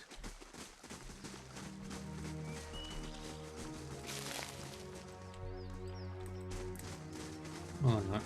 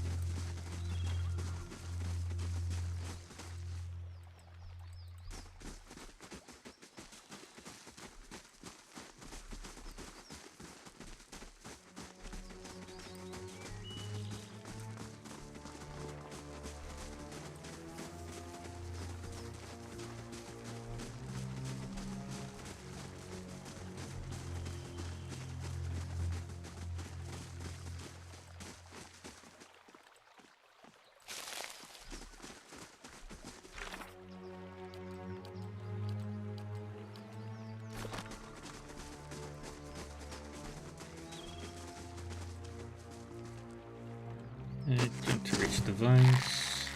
You get a running start on the bank of the moat and leap, aiming for some of the thicker vines. Your handhold sways, and there is an ominous cracking sound above, but the vines hold. The tower looms above you. The climb up the wall is long and wearying, fatiguing some in your part, but in time, the top of the wall comes within reach, and you are able to pull yourself up and over.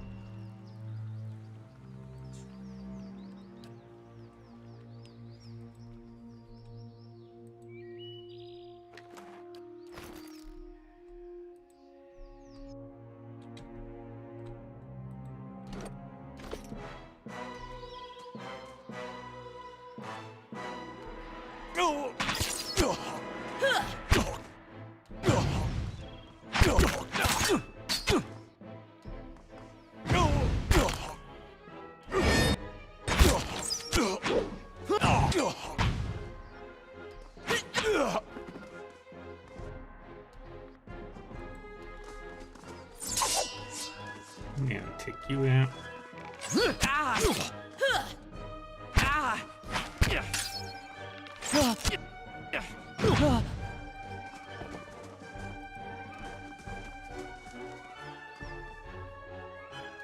I don't suppose we could rest a spell.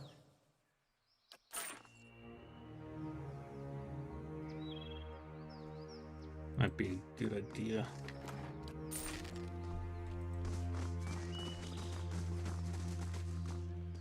Team is tired. Well, most of the team is tired, but for now, I think we'll call it here.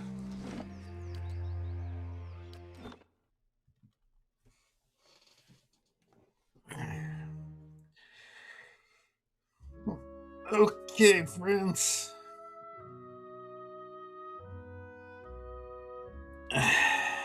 Thank you everyone for joining me today.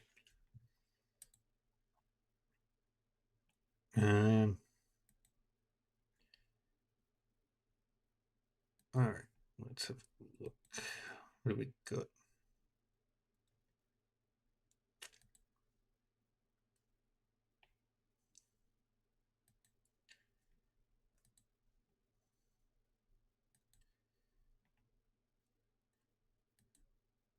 You're welcome. Yeah, we'll do this quest, that quest tomorrow.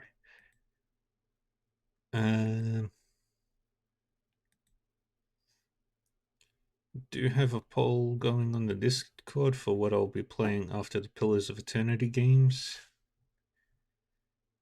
So feel free to vote on that. Later tonight I'll be playing War Tales. Yeah. Okay, friends. But I'm gonna go say hi to somebody.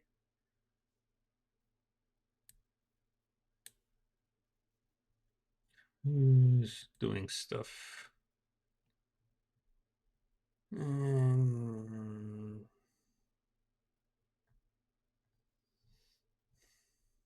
Actually, I haven't got the one. Yeah, I'll just call it here for today, for now. And I'll be back on later on with War Tales. So until then, take care of yourselves, and I'll see you later. Bye bye.